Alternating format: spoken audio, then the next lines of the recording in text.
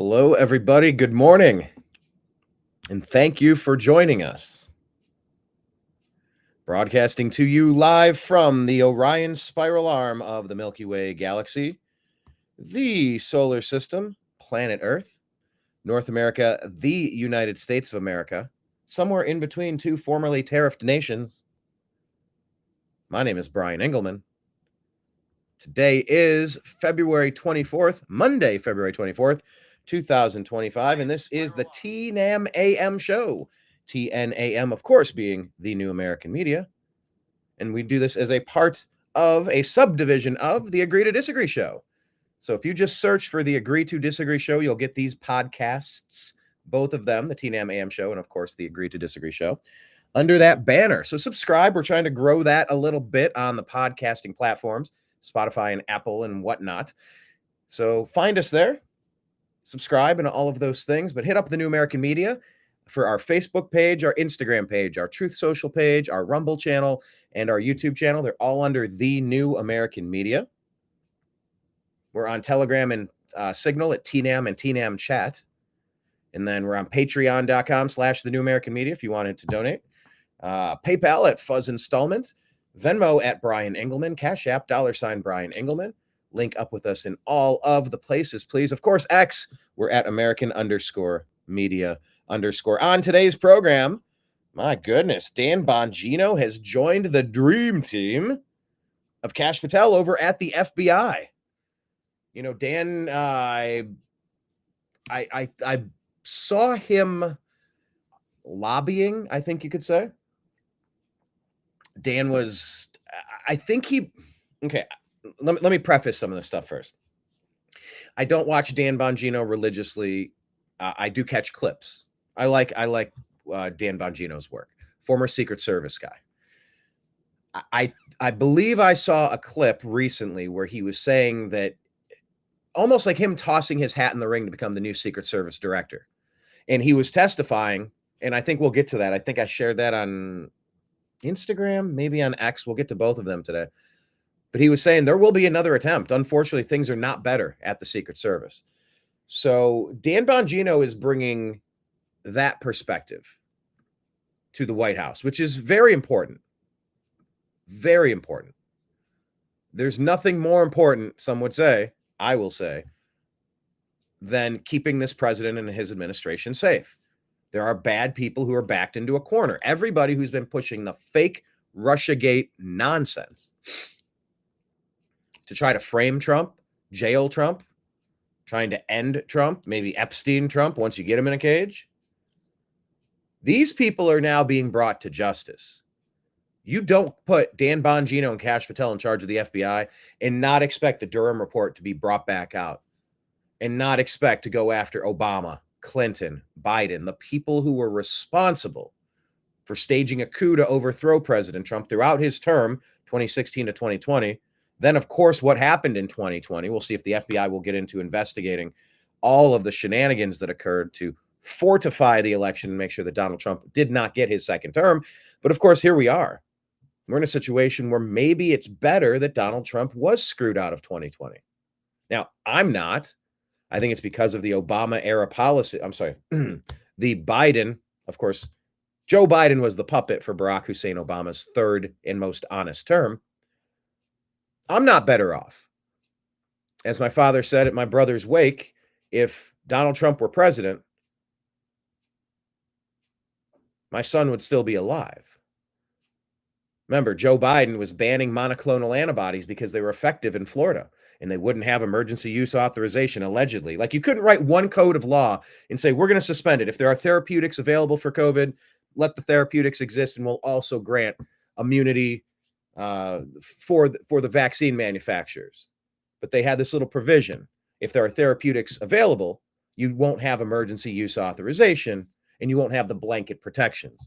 So Biden banned monoclonal antibodies, demonized hydroxychloroquine and ivermectin, and screwed up the whole system, the whole healthcare system. So my brother was given horrible information. They withheld ivermectin from him in the hospital. They withheld, the doctor didn't know that monoclonal antibodies were available. They were 6 miles away, apparently. But his doctor was terrified because they were demonizing it because, you know, horse paste and such. Everyone get the jab so Fauci can get rich. You remember that whole scene?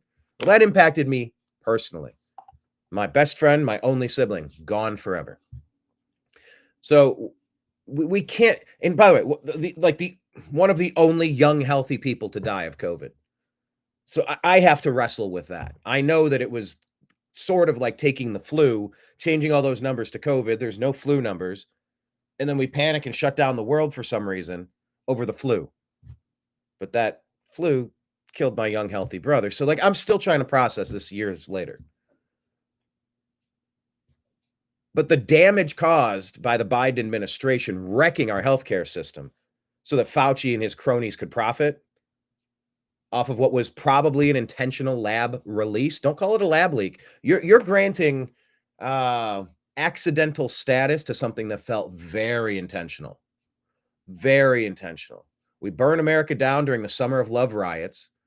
We kick everybody out of their jobs. I went from having 2 jobs on Sunday to being unemployed on Monday. That's how quick it changed for me. So I am not better off because they fortified the 2020 election. Remember Zuckerberg, $600 million? So he could help put insecure drop boxes in all those fraud states or swing states. Yeah, that happened. And they fortified the election just to make sure the evil orange man didn't get in there, with his ideas about securing the border and cutting waste, fraud, and abuse from our bloated government that's 36 trillion in debt. These horribly crazy ideas from dangerous orange man. All right, so I'm not better off. My family is not better off at all. But the world might be. Take my personal story aside for a second now. Had Trump gotten his second rightful term in 2020, it would be over now. I don't know what would he would have had Pence as president, or Pence would have ran in this last election. Pence, they would have been blocked at every turn. All of this stuff wouldn't have been exposed. 10% of the country would still be on the wrong side of things, believing the lying legacy media. It's been a bit of a blessing in disguise that things have crumbled so dramatically under Biden's puppeteering term. So Obama and Soros and all of the other little gremlins behind the scenes could run the show. Could run the show into the ground, really.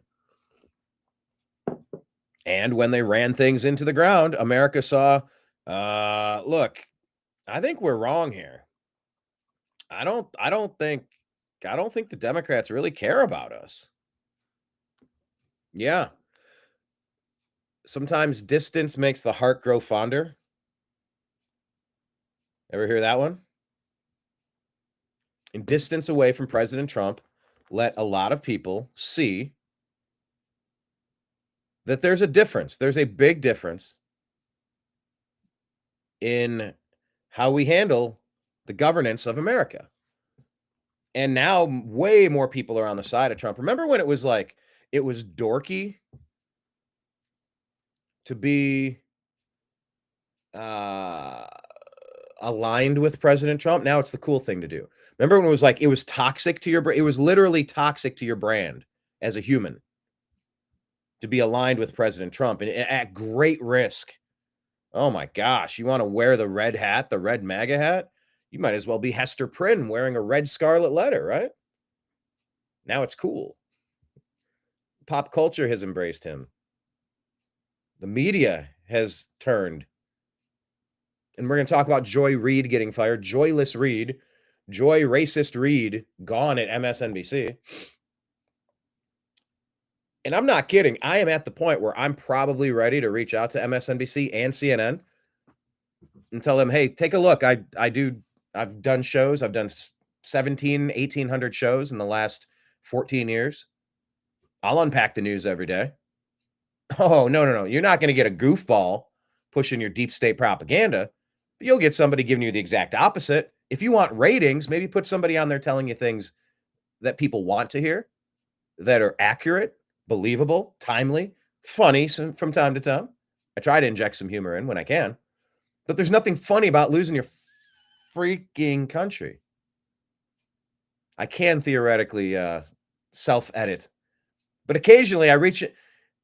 Remember how fun it was being a kid and you had that 64 or 100, 128 or 64 color crayon kit? I like to reach into the back corners and get periwinkle or like, I don't know, like the strange, obscure colors. So I do curse from time to time. I don't know. I know it's uncouth. I know some people don't prefer it. I don't prefer it either. Sometimes. Sometimes I'm trying to add when I add a curse word, I'm trying to highlight and underline and bold and italicize that segment of what I'm saying. So anyway, it took going through hell to getting Doge dismantling the deep state. That's the price. That's the price that had to be paid to the piper. You had to put the coins on the eyes to cross the river Styx. That was the toll that must have been paid. And there was a lot of collateral damage. Anybody who was involved in that botched Afghanistan withdrawal, it wasn't botched. They did that intentionally to give the bad guys all the weapons. They did that intentionally to weaken the United States' position in the Middle East because Barack Hussein Obama, behind the scenes, controlling the puppet strings of Joe Biden, that's what he wanted. Then what happened? Then Iran got funded. Oh, they freezed up. Oh, assets are freezed? It would be a shame if somebody unfroze those for you to give them to Hezbollah, to give them to Hamas, to give them to all sorts of organizations that could start a war in Gaza that's been raging for a year and a half now. A year and a half? Oh, it'd be a shame if, I don't know, NATO kept pushing eastward and kept getting more aggressive.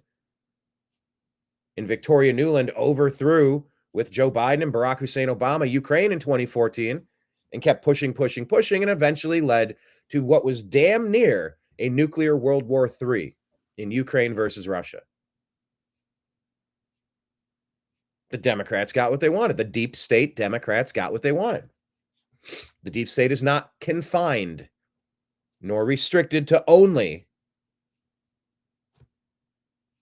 Democrats. You have Lindsey Graham, John McCain, Mitt Romney, Adam Kinzinger, Liz Cheney. You have a list. Mitch McConnell. Terrible Republicans. Terrible.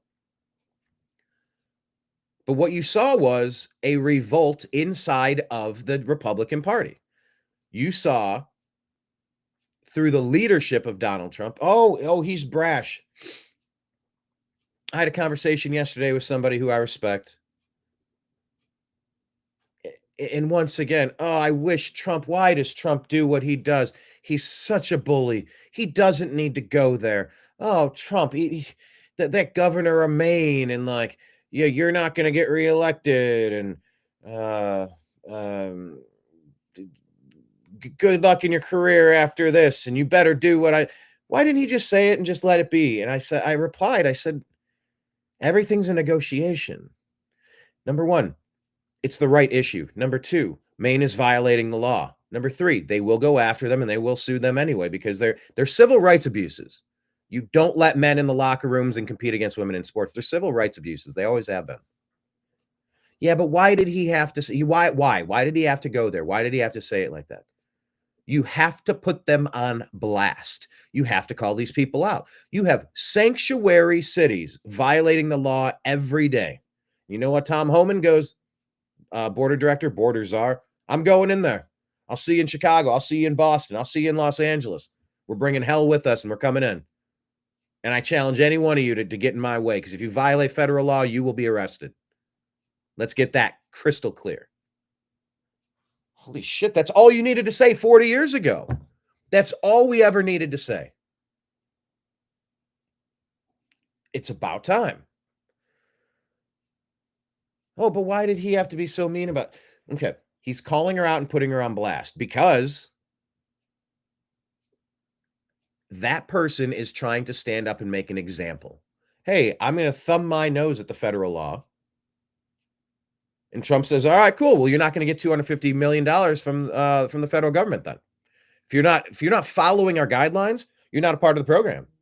you're not going to get a chance to participate in what we're doing, the funding. So hope it's worth it to you, because, by the way, the people in your state, yeah, they might be left leaning, but I got a lot more support than I did last time around. And you will not get reelected if you cost your state all this. So good luck. I'll see you in court. Yeah, I will see you in court. It'll be an easy one. Everything is a negotiation with Trump. So when he called her out, and I'm still saying her, there's a lot of speculation that this person is a man in drag. I don't know. Can somebody confirm or deny that to me? I don't know. There are people who look like they could be men in drag, and I'm not trying to be mean. I'm just trying to be accurate, especially when they're taking positions that could cost their state $250 million. Am I doing the math right? $250 million on the principle of what? Grooming, gender perversion, sex perversion. I don't know what we're talking about and why she would potentially risk. But there's a lot of questions about Emmanuel Macron, about Barack Obama, about Trudeau, and I'm not, all sorts of questions. I'm just tired of the ambiguity. If something is something, let's just say it. Let's come out and say whatever it is. Candace Owens has staked her entire career, her entire profession. She said, I will put everything on the line. Macron was groomed by someone 20-something years older than him, some dude that's dressing as his wife now. May or may not have even been a family member. So the more that story unpacks, the more strange it gets. But the conversation was, oh, Trump, and why does he have to be that way? You know what? I agree. But my response was this. Well, that's not presidential, they said. I said, okay, cool. I said, you know who was presidential? Let me try to unpack for you. Who was presidential? I'll tell you somebody who acted presidential. Barack Obama acted presidential. Was it presidential? I mean, he wore the suit. He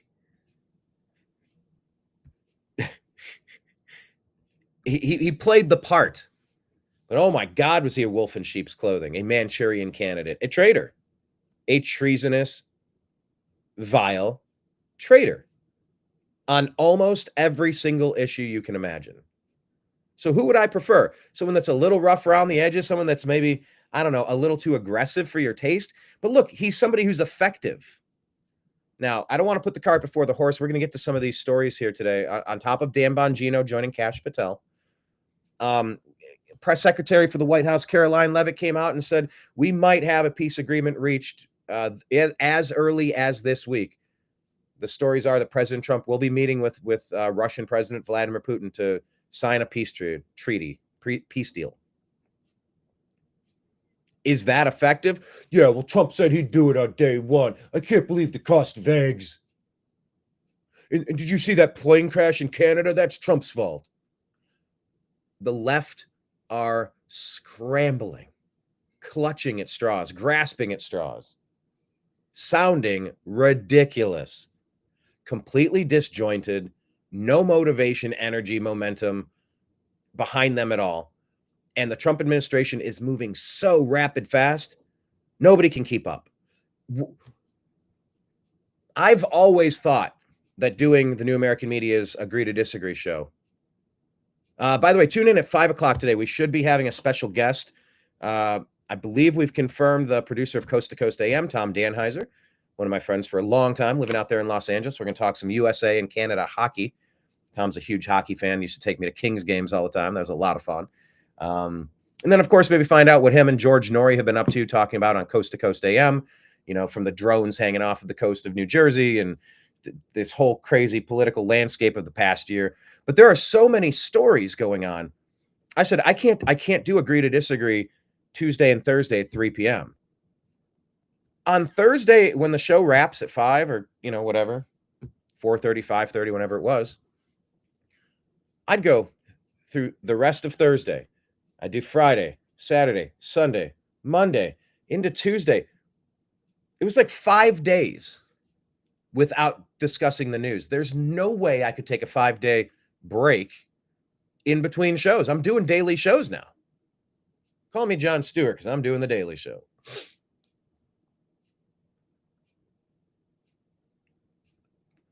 the rapid pace, the supersonic speed with which President Trump is getting shit done is something unlike we've ever seen before.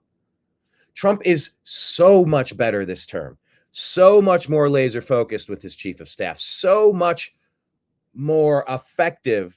Now, this is the first week I think we have all of our appointments in place.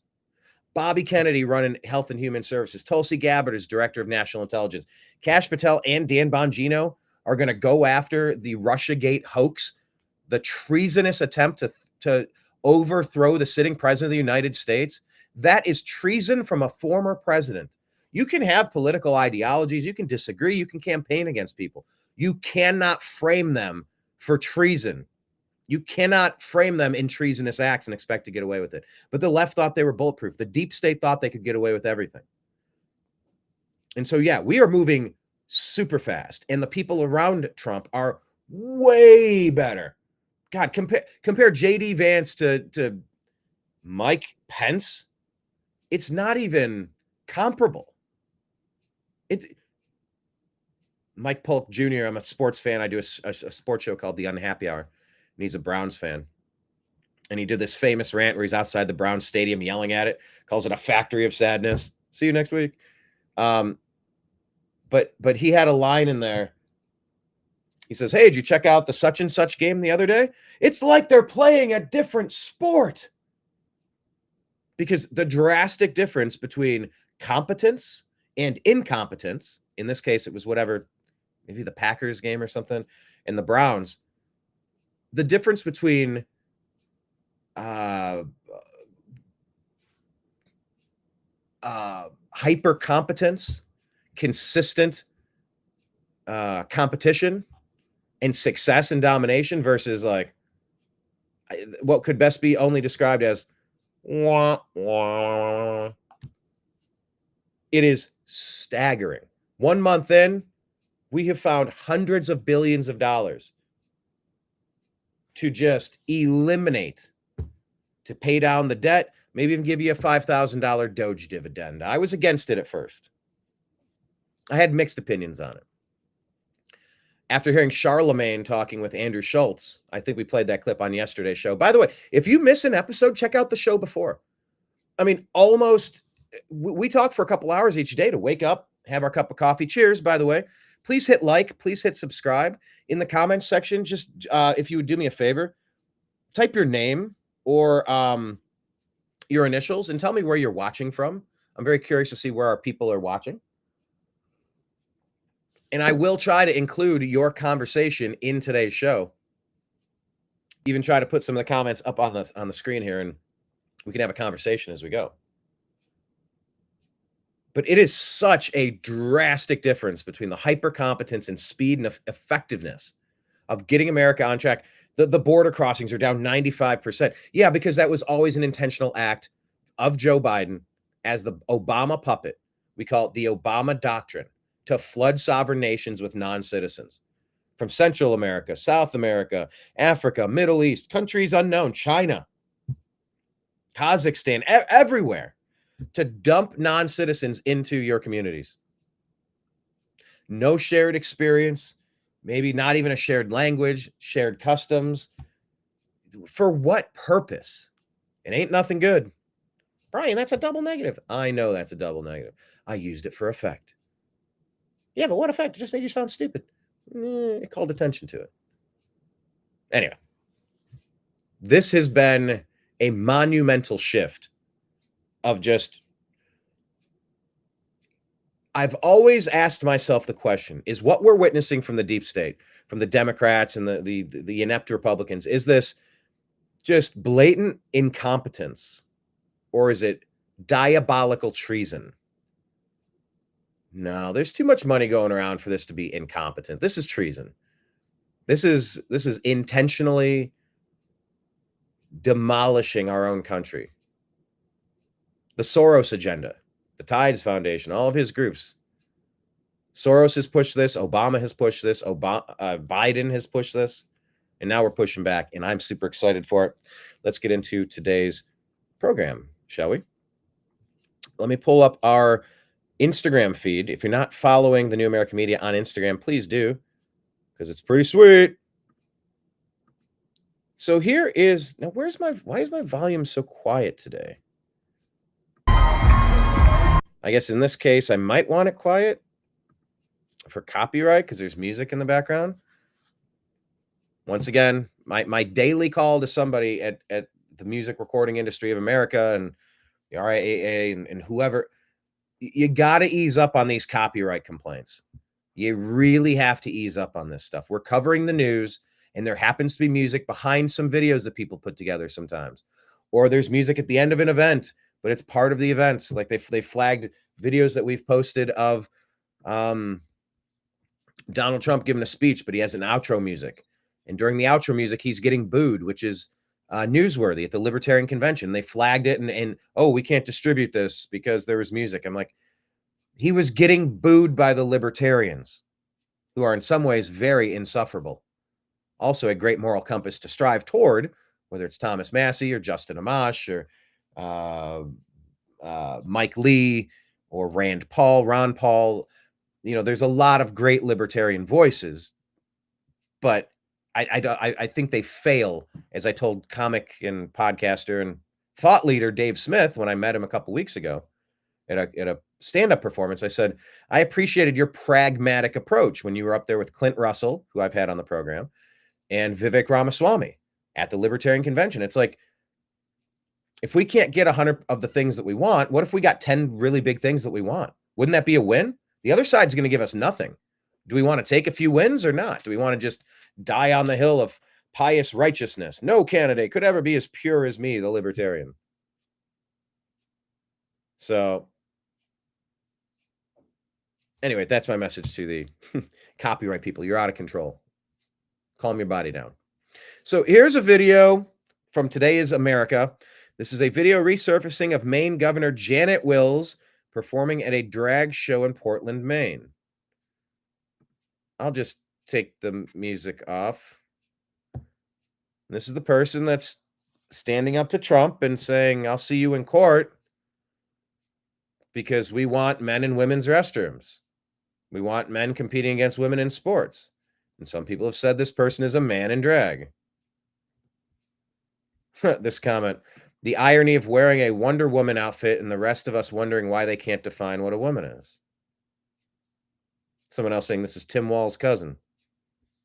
Not really, but like the way that they dance and stuff like that. So I don't know, Maine, is this what you want? I have no go on stage, do your thing, whatever, but like do the common sense political stuff. Keep the men separate from the women. Of course, they did that for a reason. And that reason is common sense. We don't really need to keep talking about it, except that Barack Hussein Obama, for some reason, really loved pushing this issue. Wonder what reason that could be. Maybe we're going to find out. All right, Representative Marjorie Taylor Greene says Zelensky says he'll resign for peace and NATO membership. Her reply is, the little dictator needs to resign and let Ukraine have free and fair elections. We aren't paying for their war anymore. Steve Lodge says the little dictator no longer dictates to the U.S. We have a people's president now and will not allow him to make conditions for another dime. The Democrat and Rhino gravy train is over. We're going to say time to end this war, end the money laundering, and end the senseless suffering of hundreds of thousands of broken families who will never be the same. Shame on Obama, Newland, and Biden for pushing this evil. You know, you can blame Putin for this thing 100% all you want. Or you could be aware of how things actually played out when the deep state overthrew the leader in Ukraine and kept pushing and pushing and pushing. You poke a bear enough times with the pointy stick, you know. God, I shared a video, and maybe we'll get to it. It was a self-defense shoot. I don't know what city it was in. You know, it's FAFO. Elon said they should create an FAFO department, like the enforcement arm of Doge. Mess around and find out. Only I didn't say fudge. Question of the day, what is that from? Only I didn't say fudge. Type it in the comments. So here's a video. Amuse put this out, and GLKCS, George Wang, shared this. So according to David Sachs, there's a lot of names here. Amuse, David Sachs. 2 years ago, Zelensky was singing a very different tune, agreeing to repay the U.S. for aid, and now he's pretending that he only got half of the promised aid and that it was a grant and not a debt to be repaid. Zelensky is not an honest partner. So here, take a look at this video and tell me what you think we need to, how should we feel about Zelensky? Is he an ally or is he a grifter? If you can't give us some financial support, okay, please, give us a credit and we will give you back money. Я знаю, що у нас було 100. І це факт. Я не збираюсь визнавати 500. Хто б що не говорив, як би ми не спілкувалися. При всій повазі, ще раз, при всій повазі до партнерів, але, With all due respect, I'm not going to recognize the 500. Я стійко стою, тому що це правдива ситуація. Абсолютно ми праві. Because this is a true situation. You're absolutely right. Друга ситуація, якщо чесно, навіть 100 мільярдів. To be honest, even 100 billion. Я не готовий фіксувати. Поясню чому. I'm not ready to something. Let me explain why. Тому що ми не маємо визнавати гранти як борги. Because we should not recognize grants as debts. Подобається це чи не подобається? Я домовлявся з Байденом і Do you like it or not? I negotiated with Biden. Домовлявся з Конгресом Сполучених Штатів Америки. And negotiated with the Congress of the United States of America. Я вдячен Конгресу. Це була присутність двох партій. I'm grateful to Congress. It was the presence of two parties. No, it was actually the presence of one uniparty. The Lindsey Graham, Mitch McConnell, corruptocrats. No, we don't claim those rhinos as Republican. We don't say those are two parties. They're two wings of the same dirty bird. If you can't give us some financial support, okay, please, give us a credit and we will give you back money. Jody says that's why you don't want him in NATO. He's a dishonest person. Can someone recall Joe, the big guy, and ask him if he remembers what he told little Z? Bev saying he has invested in one of those private bunkers for himself in New Zealand yet, or no? Yeah, I don't know. If you're in love with this guy, more power to you. I thought it was cool that a comedian was able to take over the country. At the time, I didn't realize that it was a coup to overthrow their duly elected president like they did here in America when they ran all those operations in President Trump's 2017 to 2021 term.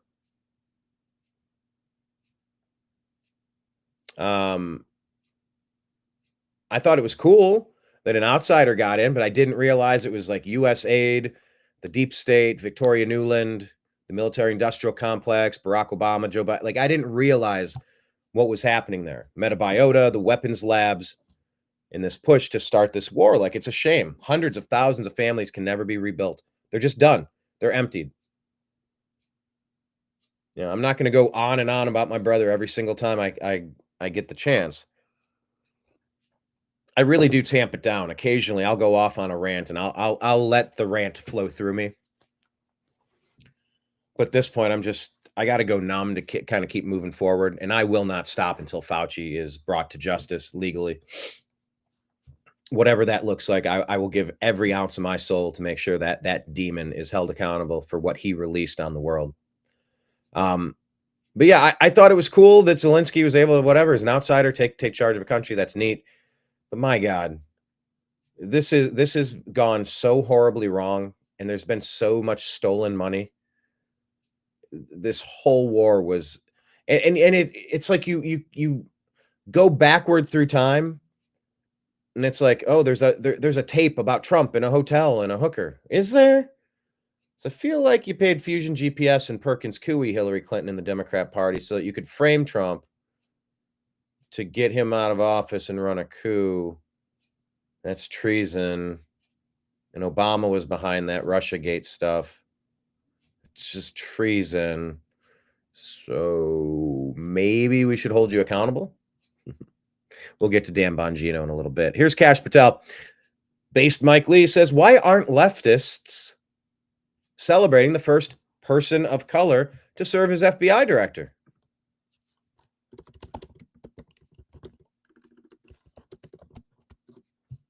Right? Why is this not all over the news? Every moment of every day, everything has to be, it can't just be about a person and a qualified person and a job and doing a good job. No, it's always got to be about the divisive race politics of things, right? It's always got to be about the divisive race politics. Look at this. It's this month. It's this day. Oh, it's this flag. It's that flag. I said FLAG, flag. It's about it's the first person of color, the first woman of color to perhaps intentionally leave Los Angeles 2 days before, cryptically telling somebody, I wish I could tell you what's happening. I can't right now. You'll find out really soon. And then all of Los Angeles burns. The Palisades burns, rather. Karen Bass.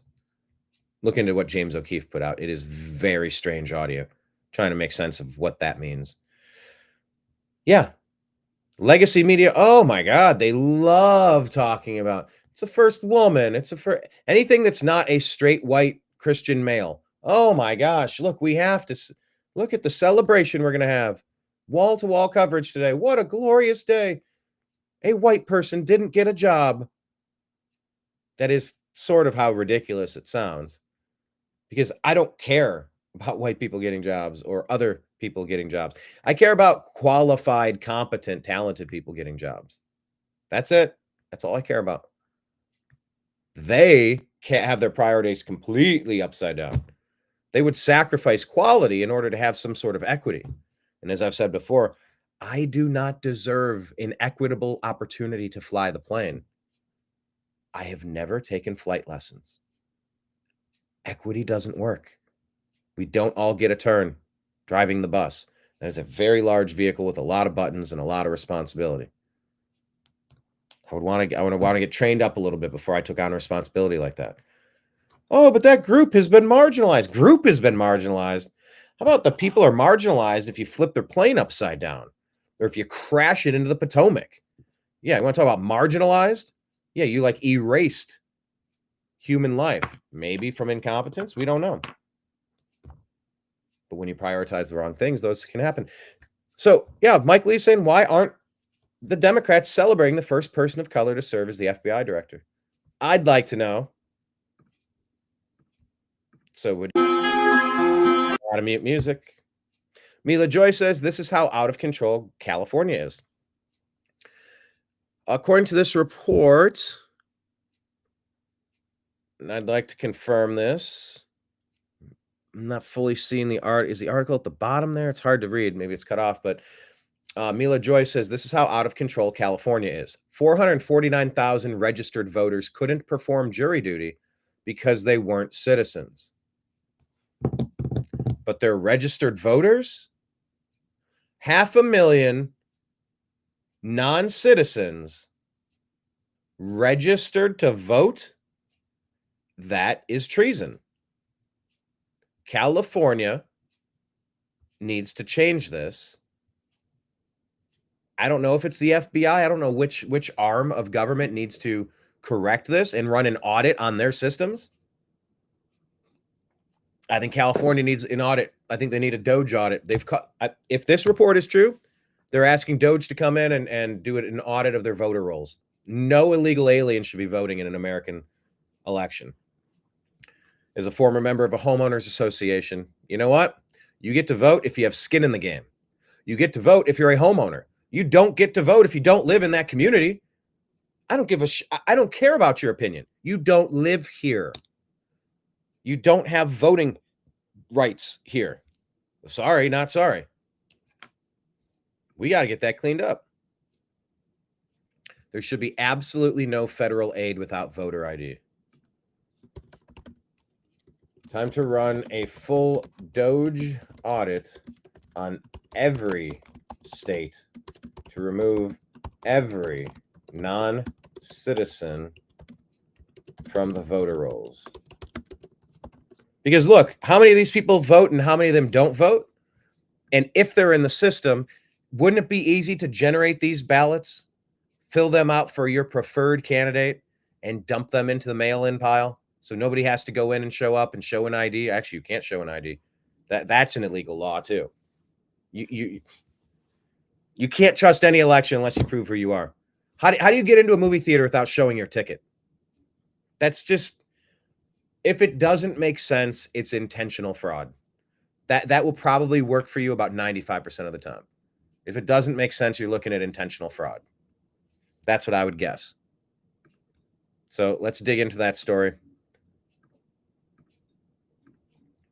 By the way, since we're talking about treason and Russiagate and spying,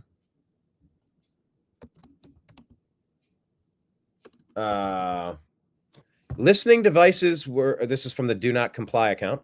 We've seen this report a couple of times, and we know that the desk is out for repairs, renovations, but now we're hearing that the listening devices were discovered in the Oval Office, including the president's Resolute desk, which prompted the removal of the desk for a security scan. So we're going to ask, was this another treasonous act by Obama Biden?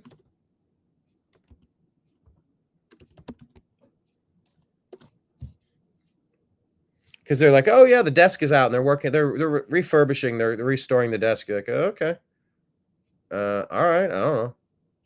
But now when I'm hearing these reports, you go, oh, well, that kind of makes sense. I'm not entirely certain if that's accurate, but it is what I'm hearing, and I want to investigate that story more. Here's a commentary from Jeffrey Mead. Yeah, this Jasmine Crockett. It's like, do you want to hear less of her because she's so stupid? Or do you want to hear more from her because she makes her party look bad when she speaks? That's a question of the day. Do you want to hear more from Jasmine Crockett because it's counterproductive to the Democrat messaging?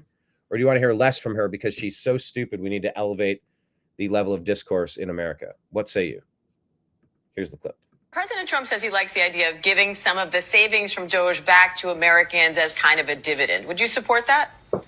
Listen, he's just telling a lie. He's not the one that had anything to do with the $1,200 refunds that people had during the midst of COVID. That was done by a Democratic House and Democratic Senate. Right now, what they're going to do is say... This woman is lying through her teeth, flat out lying. And this is why nobody takes these people serious. She said when the $1,200 stimulus checks came out, it was a Democratic House and a Democratic Senate. And then she said Trump had nothing to do with it. Those $1,200 stimulus checks came from the CARES Act. At the time of this act, the Democrats controlled the House, the Republicans controlled the Senate and the presidency. In order for an act like that to become law, it has to pass the House, it has to pass in the Senate, and then the president has to sign it. He's literally trying to tell you that Donald Trump had nothing to do with the stimulus checks when he signed the act into law that provided the stimulus checks. And by the way, remember, there were a lot of fiscal conservatives saying stimulus is a bad idea, although shutting the world down was also a bad idea.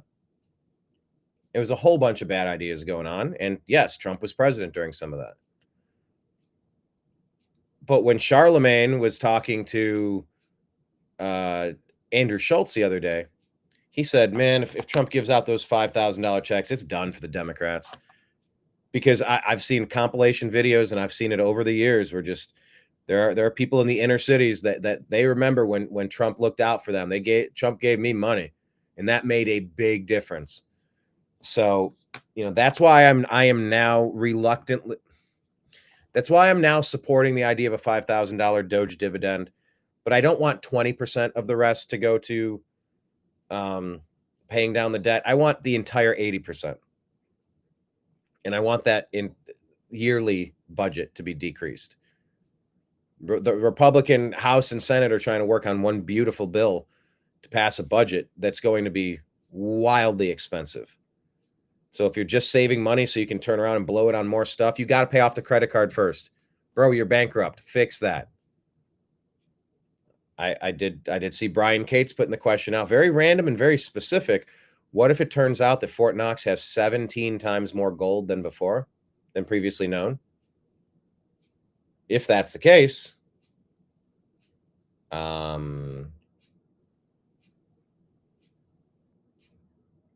do we just pay off the debt and move along and put some balanced budget legislation in that Congress loses their stipends, their pay, their pension if they can't balance the budget, and then we'll get it fixed, put some term limits attached to it?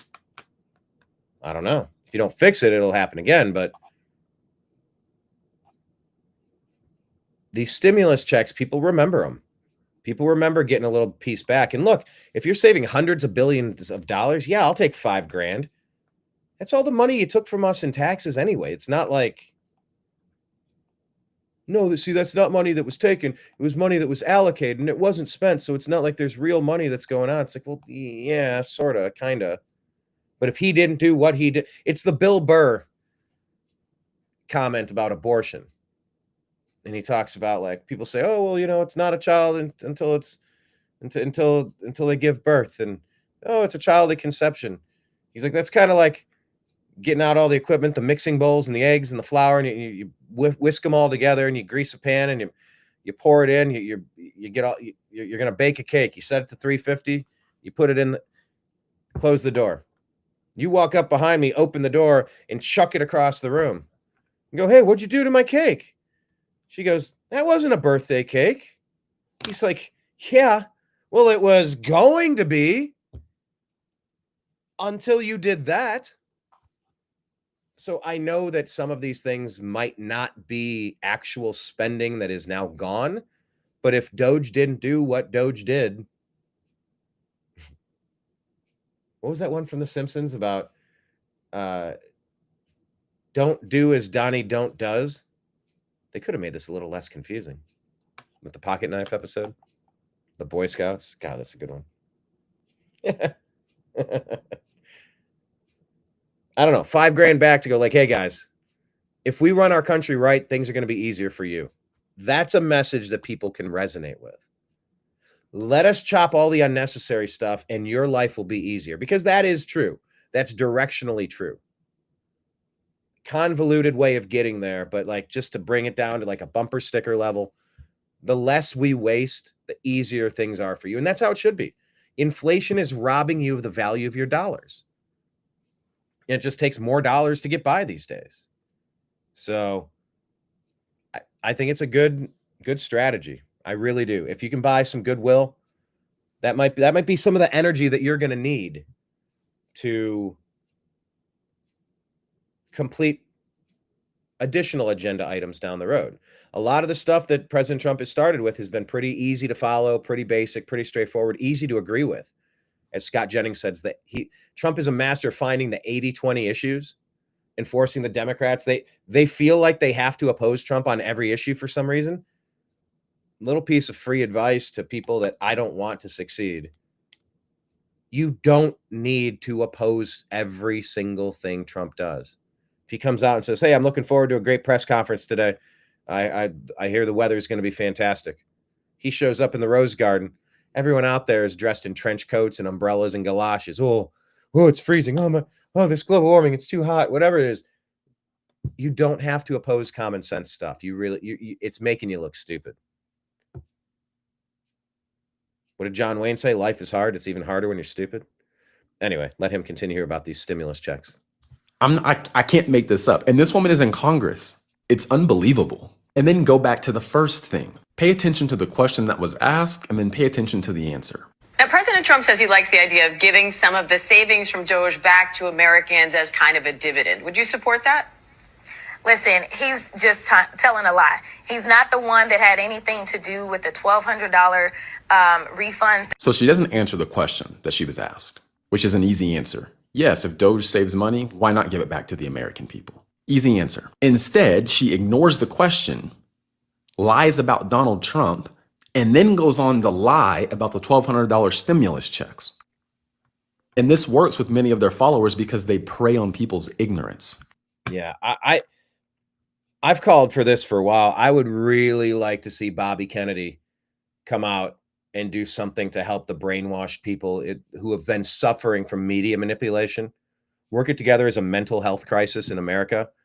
If you've been watching MSNBC and CNN, like all these deep state outlets that have just been pumping you full of racist hate and division, divisive, destructive, deep state narratives, fake news, I would like to see a strong push, just like we're trying to do to get people off of drug addiction, mental health services for the people who have been abused by these media companies that were changed during the Smith-Mundt Act when Obama switched that policy and said, yeah, we can become propaganda arms against our own American people now. That needs, I don't know why Trump hasn't changed that. That should have been day one. Unless he's using it, but the lying legacy media is not on his side. Why wouldn't he change Smith-Mundt? So that's another concern I have. And this is the problem. This is what Trump derangement syndrome does. She's so busy trying to oppose Trump that she ignores things that are beneficial to the American people. Again, this is an elected official that is so busy opposing Trump that she can't even acknowledge when something would be good for her own constituents. But she wasn't done. She also had this to say. 2, 3, or 4 pandemics because of their incompetence. So no, we are not in the business of giving out money. And honestly, I don't know what $5,000 will do. Not in the business of giving away money. These are the same people that have been pushing for reparations. These are the same people who have been giving billions upon billions of dollars to illegal migrants. So yeah, not to mention the universal basic income people as well. Stealing American dollars to give to non-Americans. That act of piracy and treason, I mean, there has to be an accounting for this. People have to be held accountable. People are suffering in Maui, Palisades, East Palestine, Western North Carolina, and you're giving our tax dollars to non-Americans who broke into our country. Are you out of your mind?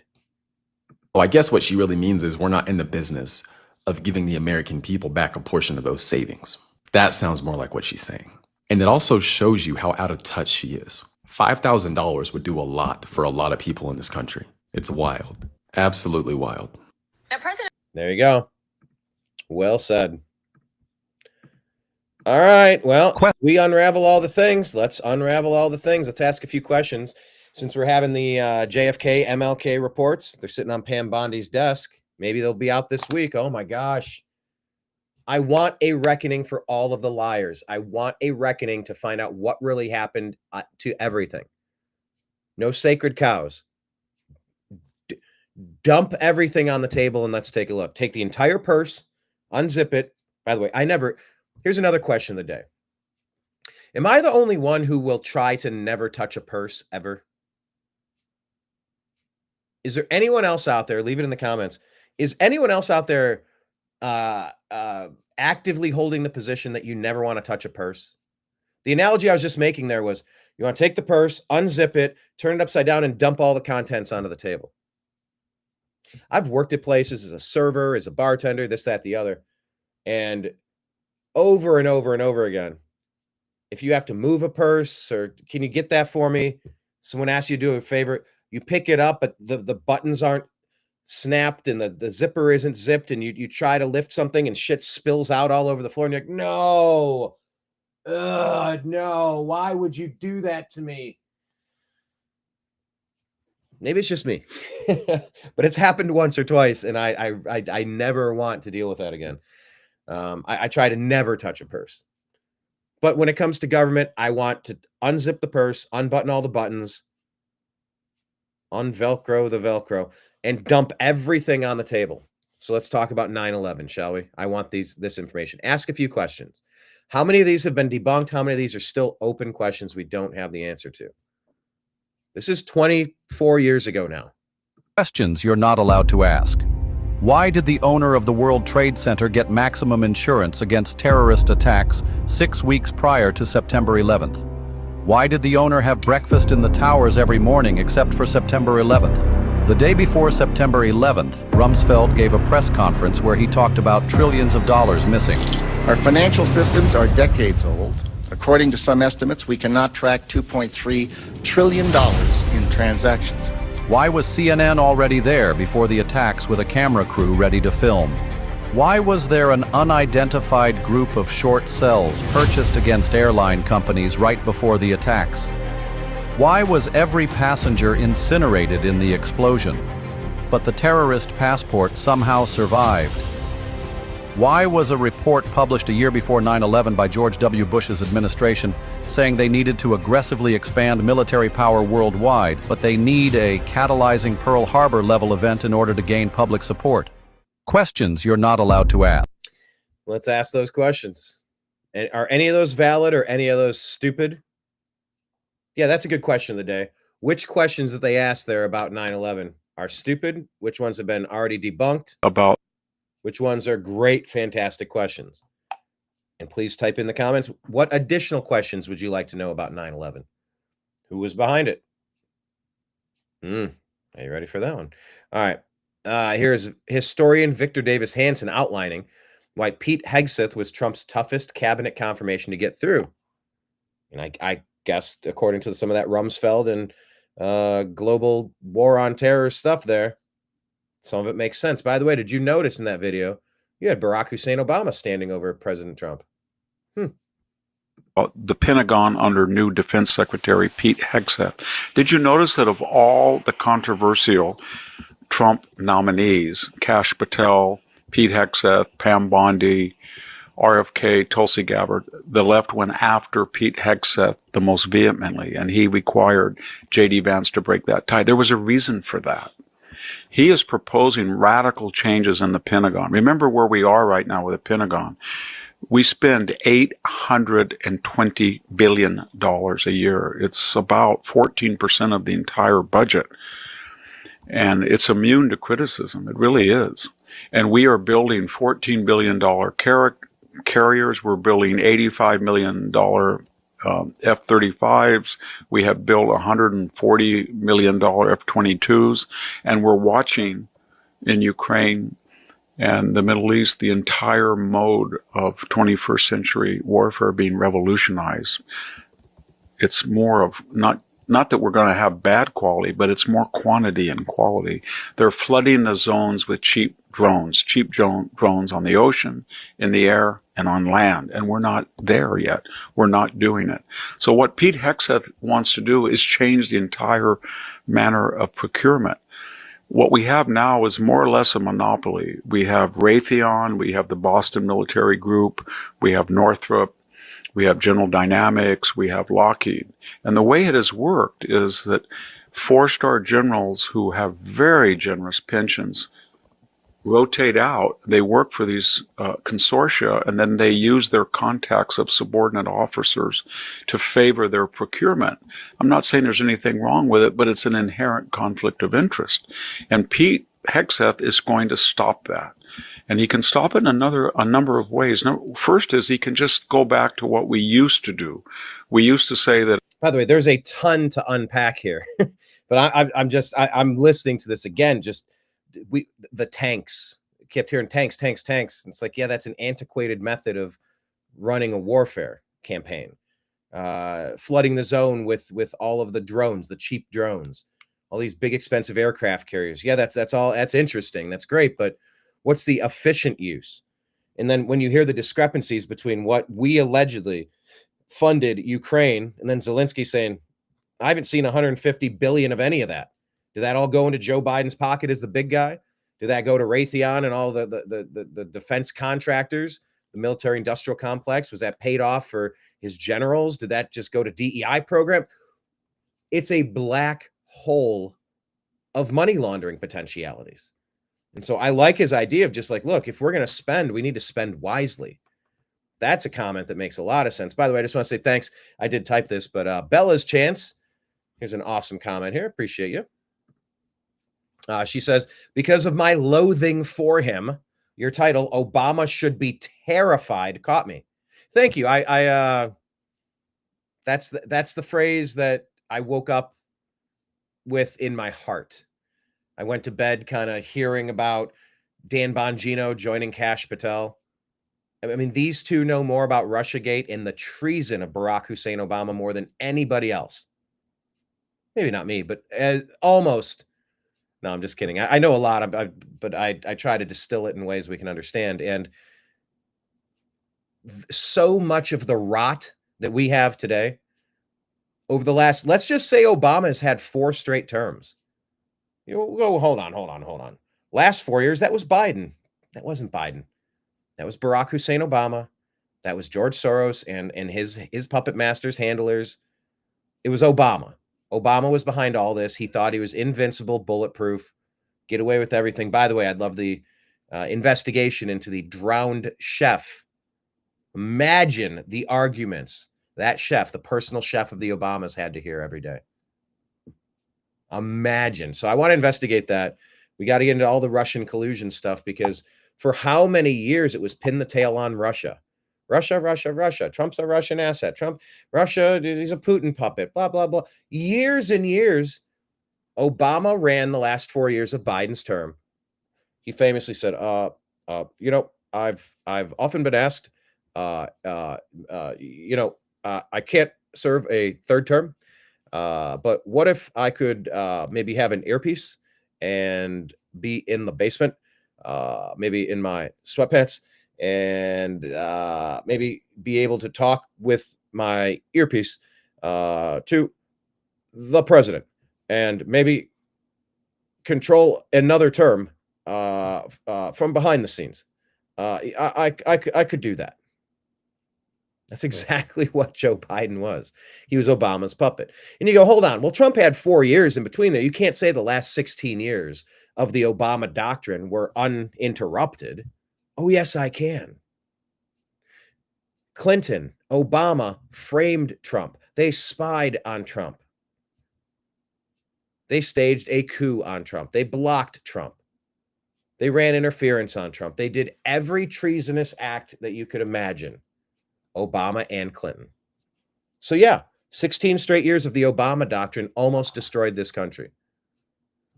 By 2 inches when Trump turned his head. That's we were so close to the Civil War. And it was going to be a Revolutionary War, Civil War, and World War all rolled into one. Oh, when we turned on each other to go after the deep state, if that would have played out, America's weakness and division would have been exploited by several. I mean, it's not just the Mexican drug cartels down at our southern border. It's not the invader, 30 million illegal alien invaders. Think about what China would do. Think about what other nations would do if they saw America tearing itself apart. So yeah, the rot of this stems from Barack Obama. But yeah, I appreciate that. You said Obama should be terrified. The title caught you. And my logic has invited you to stay for the rest. So thank you, Bella's Chance. If you have any other comments, please type them below. We'll try to add them to the program and consider them. Back to Victor Davis Hanson here, talking about the future of warfare and what Pete Hegseth has in front of him at the Department of Defense. That a military officer cannot be Secretary of Defense in the civilian role. But the last two are fine men. General Mattis, I know him, whom I like, and also General Austin. We waived that. I don't think we should continue to do that. There was a reason we had a law. I wrote that we should waive it for Jim Mattis because I thought he was a superb artist. Looking back, I think it puts too much pressure on the military officers to distance themselves. So it would be better to have that position as a civilian one. Another thing we're going to do is, whether we like it or not, we're going to get rid of DEI, and he's already doing it, and he's going to save, I think, billions of dollars. No, like it or not, we should like it. DEI is a great way to DIE. What did Kid Rock say on Bill Maher? He said, DEI, they turn into IEDs, improvised explosive devices. You know, it's toxic. It's racist. It should have never been allowed. It is racism in its worst form. It is discriminating against people based on, irrelevant data points. Are you talented for the position? The NFL, Major League Baseball, basketball. It doesn't matter who you are. Oh, well, where's the push for DEI in basketball? There's not enough Asian players in the league. Jeremy Lin several years ago with the Knicks, Yao Ming for the Rockets a long time ago. But, there's not a lot of Asian players. That's nuts. We need to take roster spots away from the African Americans and give them to the Asian Americans for equity. No. You try out for the team. You get drafted. You play in college. If you're good, you're drafted. And if you're good, you play. That's it. Flying airplanes, serving in positions. I don't want the bag of Skittles perfectly represented in a photograph. I want competency. I want to go out and win every game on the basketball court. I want to be like the Cleveland Cavaliers this year, hopefully culminating in a championship. We'll see. Check out our sports show called the Unhappy Hour Sports Show. I'm an Indians, Cavs, Browns, and Buckeye fan, but I also cover all things sports. DEI is bad. So like it or not, no. We're going to like not having DEI. Things are going to get a lot better for everyone. Because it's not good for marginalized communities, all these buzzwords. I mean, talk about dumping the purse upside down. The list of buzzwords that the leftists have used to divide and distract Americans, they got thousands of buzzwords. But equity does not work. We don't all get to play in the NBA. I don't get to play in the NBA. I do have a jump shot. I am good at boxing people out. I'm good at positioning myself and getting rebounds. I can do a lot of things, but I'm 5'10" on a good day, I'm not as quick as I used to be. I don't quite think that I need representation in the NBA because there's not enough white players in the NBA.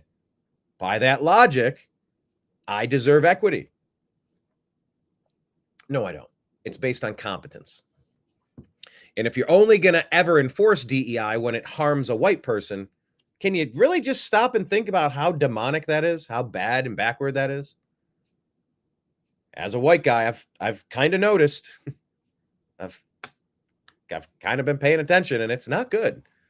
So thankfully, DEI is done. And yeah, all of the wasted, every single second that you devote to nonsense like DEI, it's a second that you could have been training. Every dollar that's stolen from the budget is something that could have been used on things that matter, things that are important. Readiness is important. Training is important.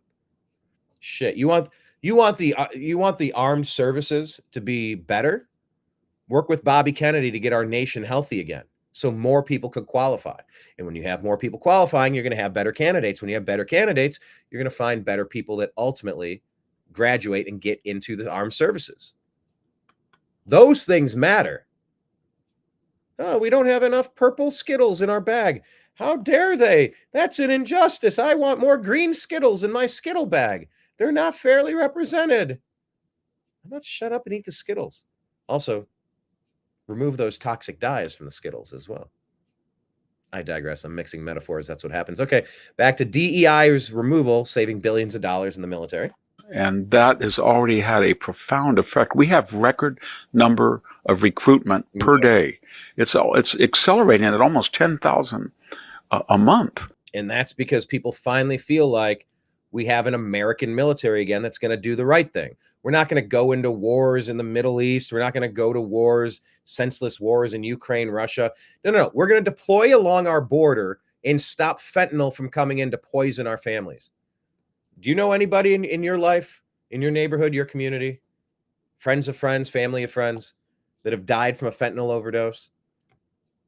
Someone laced, I don't want to say perfectly harmless drugs because, moderation, people, but you lace non-lethal drugs with poison that will certainly kill you. Yeah, that stuff flooding in from the cartels trying to make a few bucks. I want to stop that. I also want to stop this illegal alien invasion that is at the cornerstone of the Obama doctrine.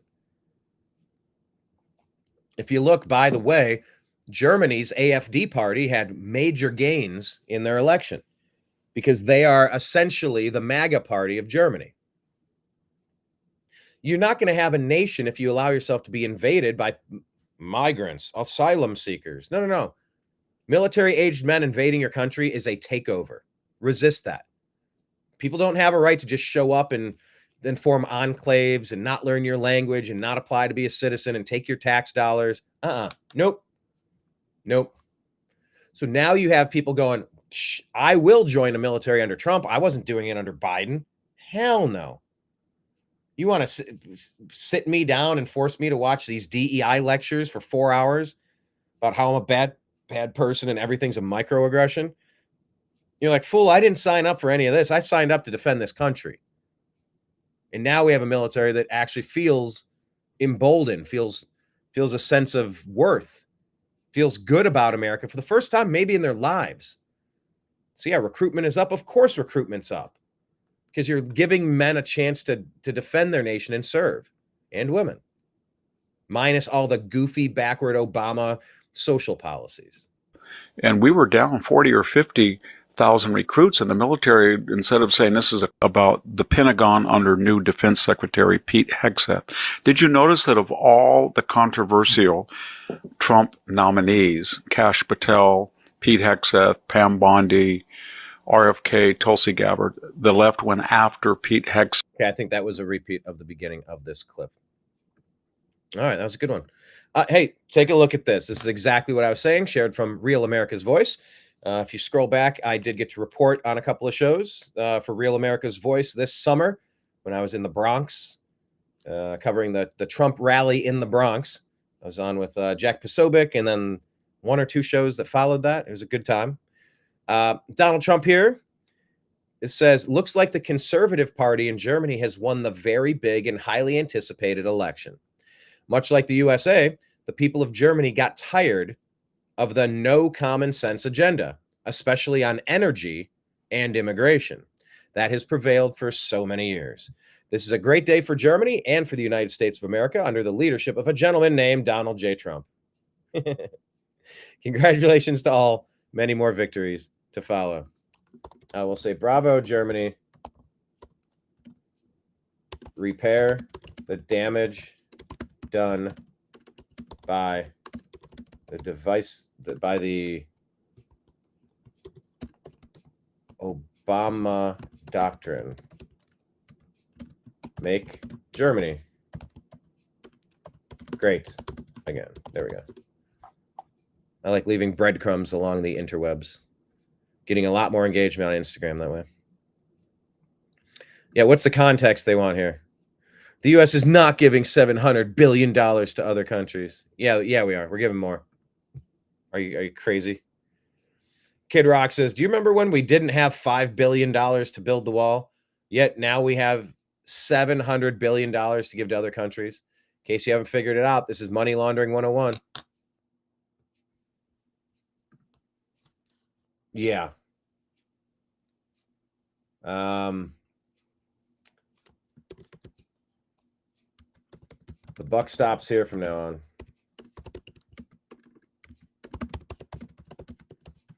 No more wasted spending outside of America. Yeah, the context is the United States is not giving $700 billion. Yeah, add it up. You know, how far back do you need to go to get to 700 billion? Figure it out. 200 billion to Ukraine. Why don't you start there? That's just in the last 2 years to one spot. How much in U.S. aid has gone? Hundreds of billions of dollars. Yeah, if that doesn't add up exactly to 700, it's pretty close. Oh, but they wanted to add context here. It's not 700 billion. Bullshit. Oh, it's definitely 700 billion if you go back far enough. U.S. aid, they're saying hundreds of billions of dollars. 200 to Zelensky. Nuts. You could have bought out a couple of farmers and employed a construction crew 24/7 to give all the people affected in Western North Carolina homes in a brand new home in a brand new subdivision if you gave a shit. Buy a couple hundred acres and say, hey, Mr. Farmer, would you like to hit the lottery? I'll pay you twice what your property's worth. We want to build a subdivision here for all those people. Give them a fresh start. And by the way, we'll dedicate 20% of this property to continued farming so that we can have some sort of shared area where the community can benefit from farming, but we can also have a place to live since they've all lost their livelihoods, lost their homes, everything they had. That could have been done if there was a will for it. If you had the funds for it. 200 billion to Ukraine. Gotta be kidding me. What's the greatest cabinet ever assembled? I gotta mute it, but this is what is like the Lord of the Rings. Bondi, Homan, Kash Patel, Dan Bongino, Tulsi Gabbard, Pete Hegseth, Elon, Chad Prather. There's Trump. This is the great. Who's in front? Is that Bobby? Bobby's in front. Okay. This is the greatest cabinet ever assembled. Congratulations to Dan Bongino for being named Deputy Director of the FBI. Our country will be greater than ever before. It's time to finally indict Obama and Clinton for their treason. Button. I like adding button so people click it if they agree. There you go. It's a pretty good team. If you want to line up the people that were in charge his first term 8 years ago, or was it four? I guess it was 8 years. God, how time flies. You want to add all that stuff up and compare and contrast the people who were part of that administration as to now, it's not even remotely close. This is such, what do they call it? They call it a glow up. What a glow up. And it took Trump figuring some stuff out. Trump didn't know what he knows now. And these people, you know, I was actually in my opening monologue, I was starting to make this point and I never fully finished it. But the new Republican Party, I really did lose my train of thought. I was trying to get to this point.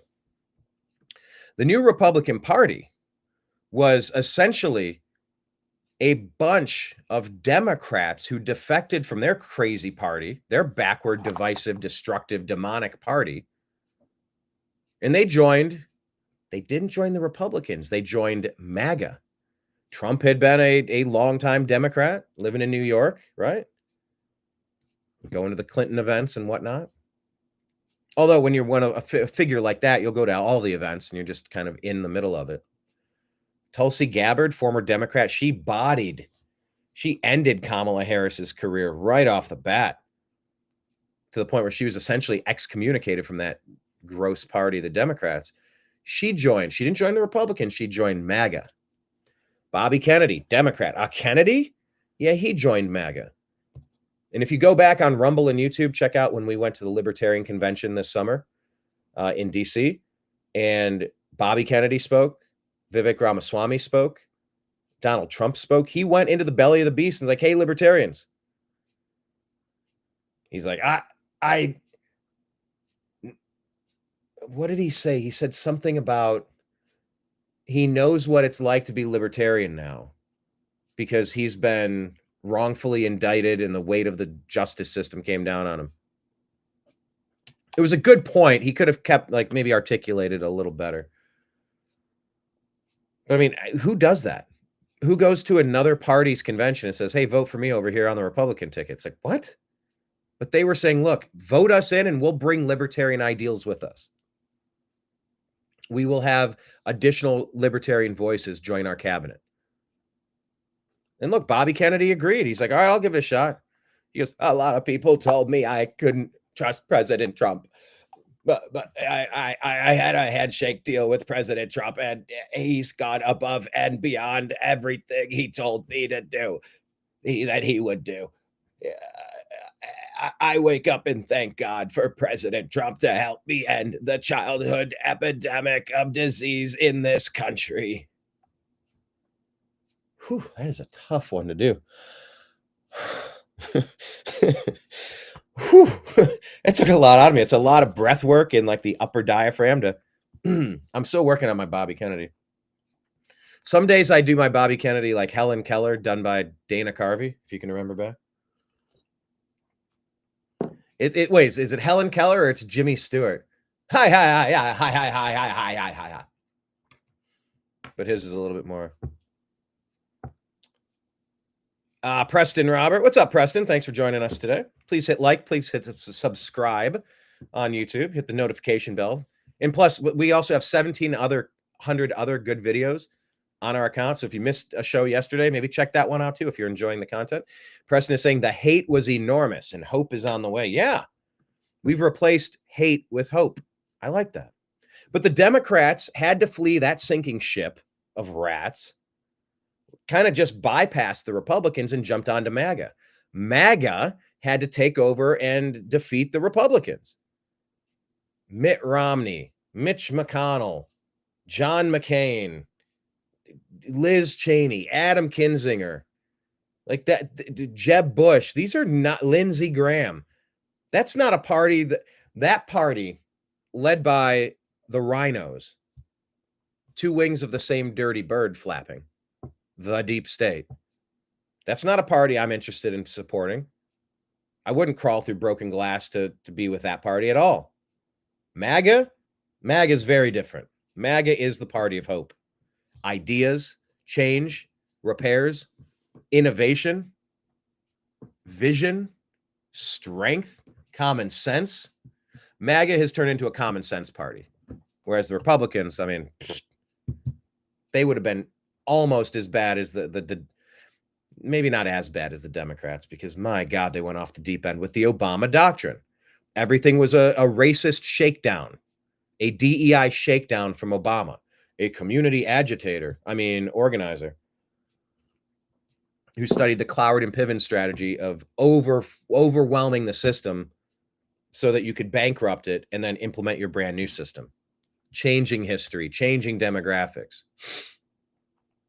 Thinking America's had it too good for too long. We got to bring down our quality of life here. Or we could just send you to Gitmo, honestly. All right. Leading report here is putting out that the Biden administration and U.S. Marshal Service are saying that they cannot account for billions of dollars worth of Bitcoin, leading to speculation that it's been stolen. And our comment is this should all be on the ledger. Crypto is all accounted for if you just look at the transactions. Now, maybe it's just going to be a shell game. This one was shared from FAF Oversight. Oh, it's from the Federal Agency for Financial Oversight, the FAFO department. FAFO. F around and find out. Yeah, all this stuff is on a blockchain somewhere. Let's go ahead and find it. Sean Farash here is saying today started with Joy Reid getting fired, and it ended with Dan Bongino being named deputy director of the FBI. Safe to say today was a very good day for the United States of America. And tomorrow will be even better. Let's do hashtag Golden Age. Golden Age of America is on its way. Yeah, Joy Reid. I think I have a compilation of her being unhinged and racist. So if I have that, I will share that with you. Unjected Official says here's the evolution of the trash icon. Any of you old enough to remember what this looked like in 95 into 98, 2000 with the trash can? It was trash, but then it was the recycle bin. 2001, kind of switched in 05, 06, and then 15. And now if you look at it, it's CBS, MSNBC, ABC, CNN, NBC, New York Times, and NPR. That's the new trash. That's kind of funny. The lying legacy media. Epstein itself. Good riddance. There's the comment we're leaving there. Hi, buddy. My cat's coming up to say hi. He might jump into the screen here in a moment. You cannot herd a cat. You can only hope to contain him. All right, next story. Hey, here we go. Who's excited? Here's Dan Bongino joining the show. This is a guy that knows all about Barack Hussein Obama's deep state control. Let's take a listen. Spygate, Obama was in charge. Collusion hoax, Obama's in charge. The Hillary email scandal, Obama's in charge. Let's go. The bribery scandal, Obama's in charge. There's a common thread. This isn't a conspiracy theory. What did I just say that's not factually accurate? Yep. Now, as this Biden scandal explodes with this allegation that he took a $5 million bribe as vice president, Obama's vice president. At least 5 million. This guy is one of the most corrupt traitors that has ever stolen the presidency. Biden, 81 million votes. You got to be out of your mind. That should have been a 50-state clean sweep. And everybody knows it. Keep that in mind. Andy Biggs appeared on Fox yesterday. He was talking about these massive payoffs they have bank records of. They now have bank records. Nobody disputes the authenticity of these bank records flowing into the Biden Inc. crime network while he's vice president. Nobody disputes it. Spygate, Obama was in charge. There you go. Time to indict Obama button.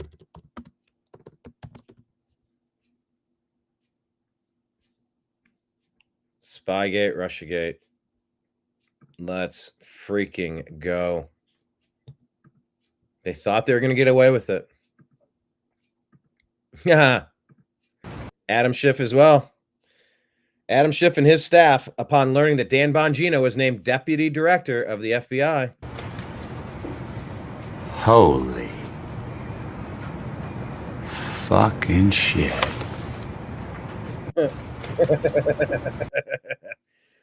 TikTok, fools. TikTok. Your treason is going to catch up to you. I've been waiting so long for this. Payments to Medicare, Medicaid, overseas to people who should not have gotten it. Some of this room might have... You've got to be kidding me. You've got to be kidding me. This is from the woke mind virus, talking about all of the theft in piracy. Waste, fraud, and abuse. Yes, it's an easy to remember phrase, but like it's piracy. It's treason. Like it's I don't think the terms are harsh enough for the amount of graft and theft that's been occurring under the Democrats' watch, the deep state watch. They have been maggots trying to feast on the carcass and take every last bit off of the bone. Let's send them all to Gitmo. You wanted to rob us blind? Well, how you like Gitmo? Like, this shit cannot be real. 2.7 trillion. That's with a T. Trillion.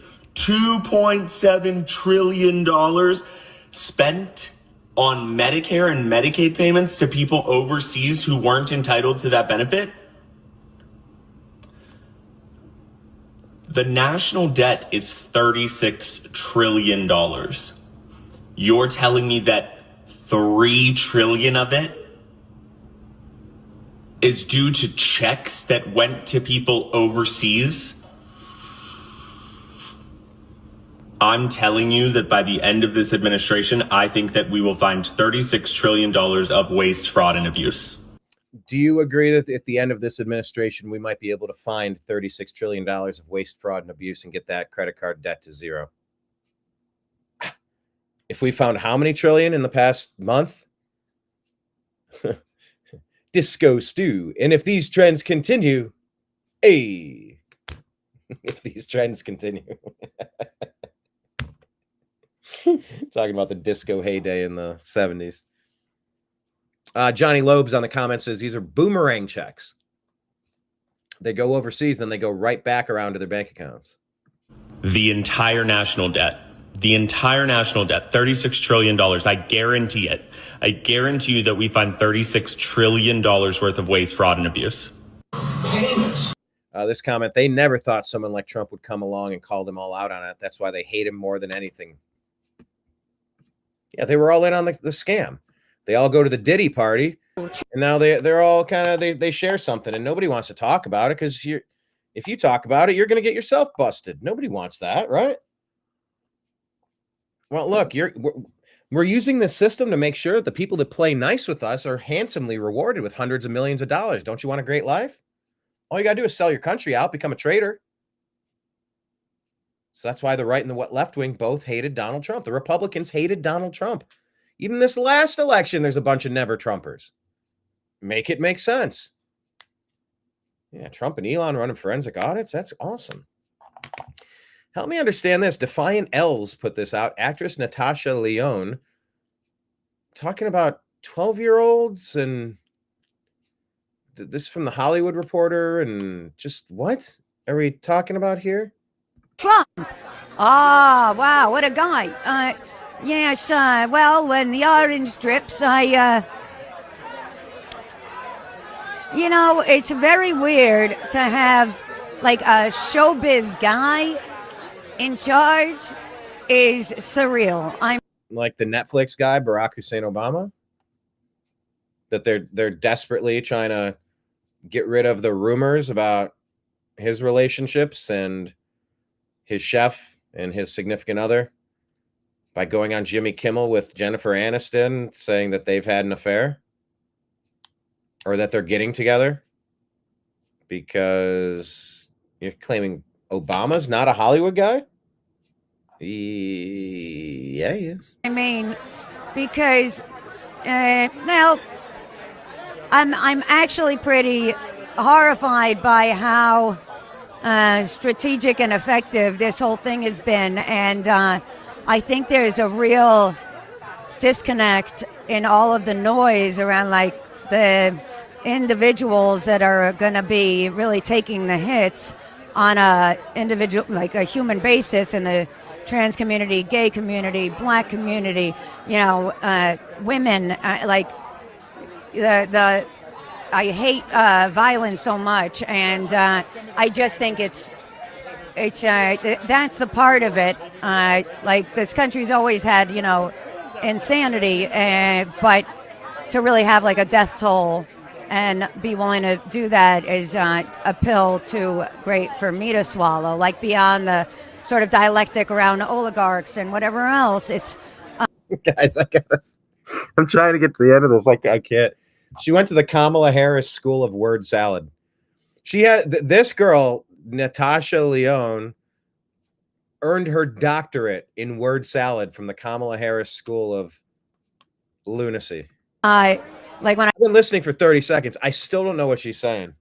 I think of the kids, or like the 12-year-old girl that can't get an abortion or something, or you know, it's that's what really like rips me apart. That but you know. This is America, to quote Childish Gambino, Donald Glover. So it's nothing we didn't know, but always a horror to see up front. And I don't know. Trump. You don't know? I don't know either. Let's see. She was the first recipient of a doctorate degree from the Kamala Harris School of Word Saladisms. I've never typed a weirder comment than that one. I'm still trying to unpack whatever the heck that was about.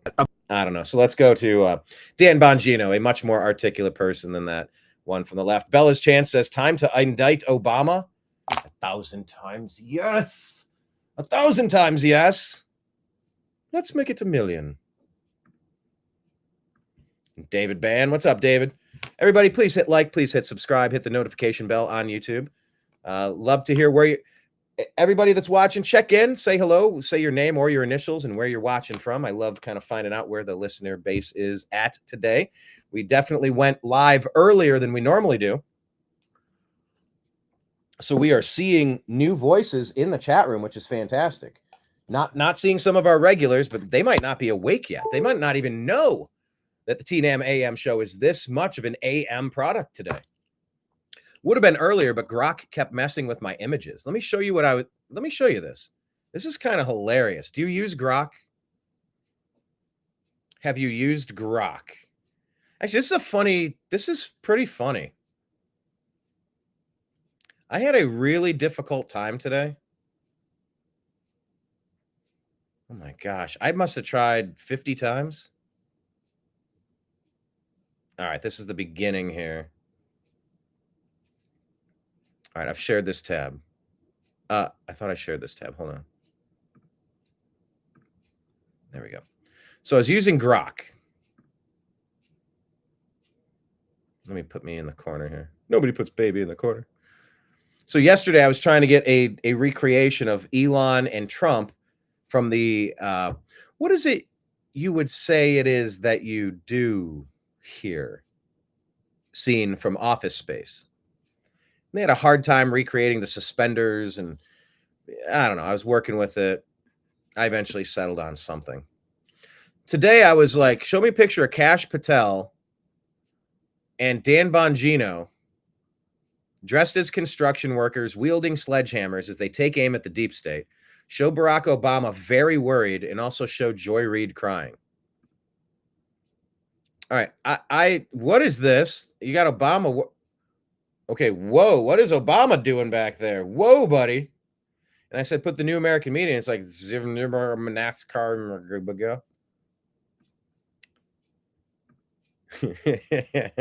That doesn't really strike me as Kash Patel. Dan Bongino looks fine.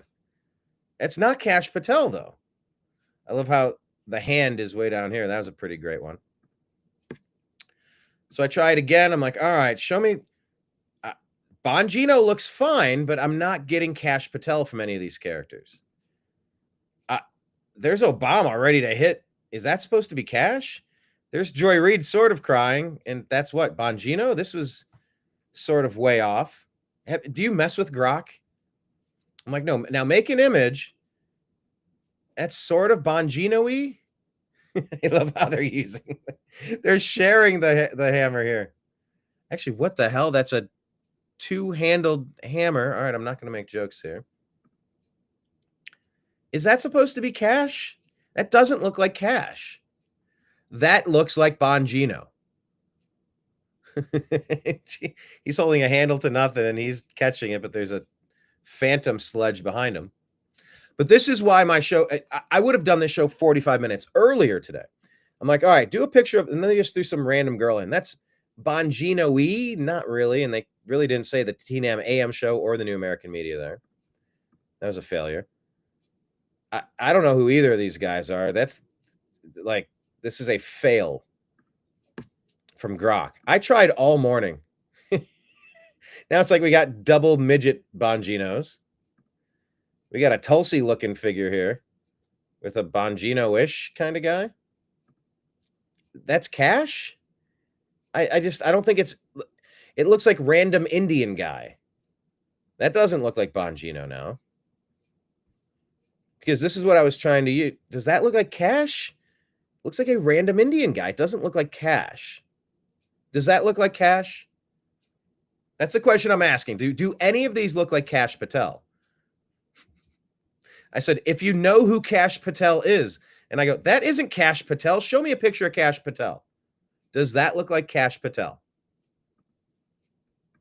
Does this look like Kash Patel? I was just trying to get an image. I'm like, show me President Trump and Kash Patel. That looks like Trump. That's exactly Trump.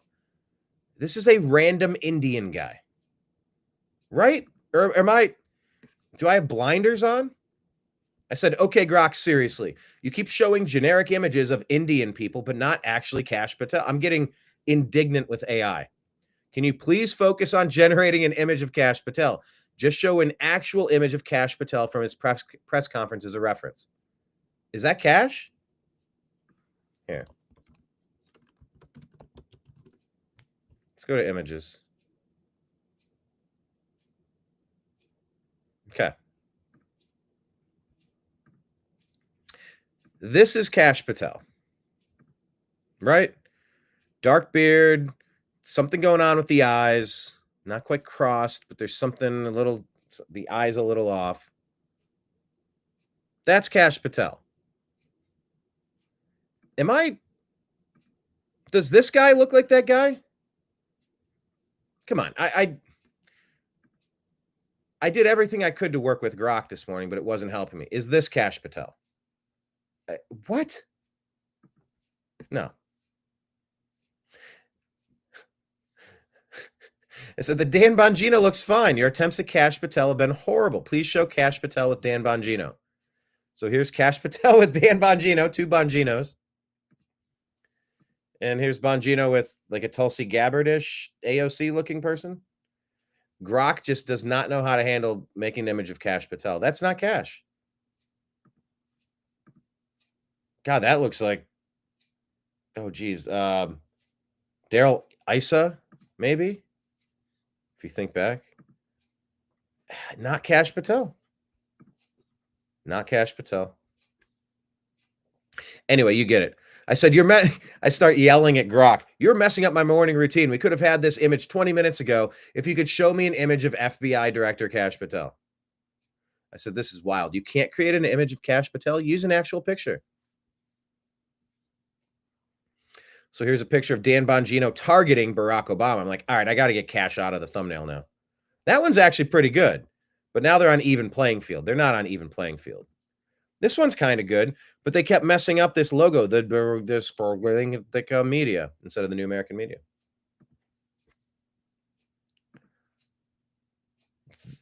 This is, I don't know what's going on here. That looks, look, this was my morning struggle. The point is, I was trying to find the right image, and Grok was not giving me the right image. The interrogation image started getting better, but this is like their teammates. This is where they're on an even playing field. I'm like, no, not just like eye to eye. Not like, that looks like that's like a Breaking Bad scene or something. That's not it. I'm trying to get Joy Reid crying, but like I just wanted him cracking his knuckles, but then they just had him holding hands. She's crying, and he's like, heck yeah. That's not the image I was going for. Is this funny to anybody else? It's funny to me. Because I was trying to get the dynamic of him ready to go and her crying because she's racist and she deserves to be fired. I wasn't quite getting it. That's actually, I mean, that's her crying and that's him excited, sort of. The logos were a little better. Still weird. Look at them here. Their heads are touching. Aww. That's like a Glamour Shots photo. I don't know what's occurring here. But yes, eventually, see, I got this one. See, I think they get the Kash Patel eyes right here. They get this vacant Obama stare, which is probably what you're going to start seeing a lot more of. I like this one, sort of. Obviously, they screwed up both logos at the bottom. Couldn't use that. This one was all right. But they screwed up the words here. And I'm like, come on. I would have been fine with this one, but I had to keep going. This one was almost good enough, but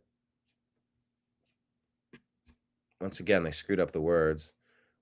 This almost looks like they're both prisoners. Bongino won't be a prisoner. Obama will. This one was kind of good, but they screwed up the logo again. I do like that one. I like this one a lot, but they screwed up the logo. You can see it's like in an interrogation room under the lights, and he's ashamed because he's found out as a traitor to America, traitor to humanity. This one is fine. Did I not end up using this one, or did I use this one? I'm gonna save that if I didn't. That is a pretty decent one. I like this. This one has a good vibe of that sickly, awful Barack Obama and Bongino in there, kind of giving him the whatnot. Yeah, see, he has Kash Patel eyes here, but that's Bongino. This image is weird. A lot of these images are weird. Clueless Barry. Angry Danny. What did I settle on? Anyway. Yeah, at some point I just gave up. Anyway, it cracked me up. I don't know what else to tell you. All right, let's get back to Dan Bongino now. Okay, gotta switch my field. There we go. Dan Bongino. Shared from Real States of America.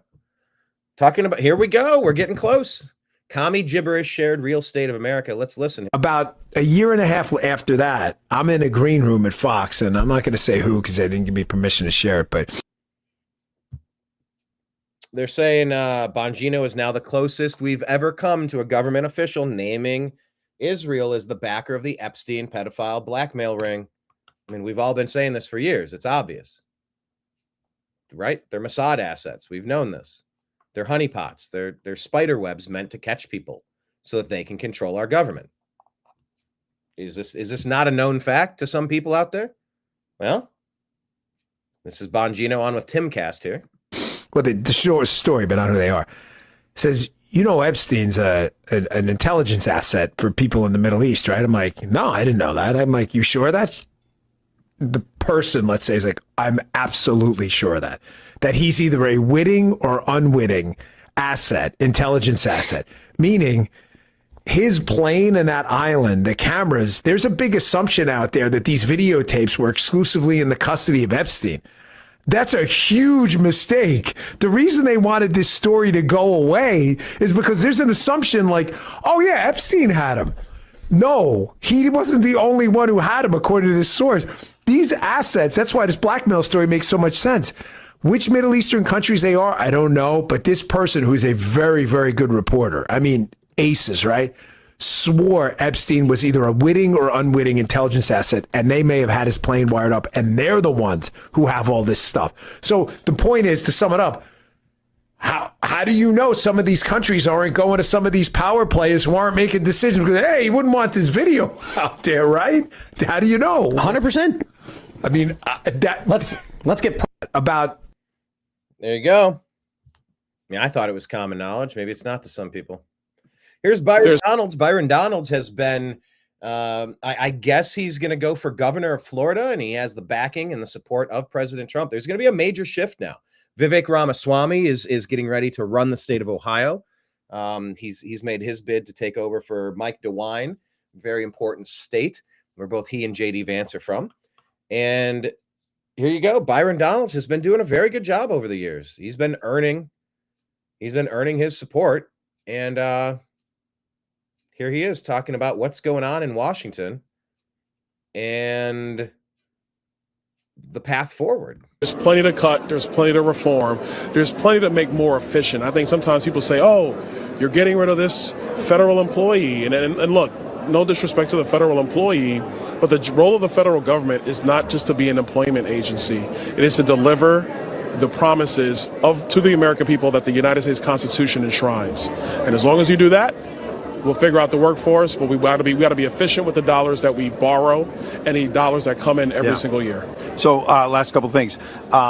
Even supporters of President Trump, like you, are probably surprised at just like change at the speed of Trump. I mean, what do you think about how quickly this is happening? At the speed of Trump, yeah. I say warp speed. It's kind of a play on the Fauci thing. And the Democrats seem to have no way of stopping them.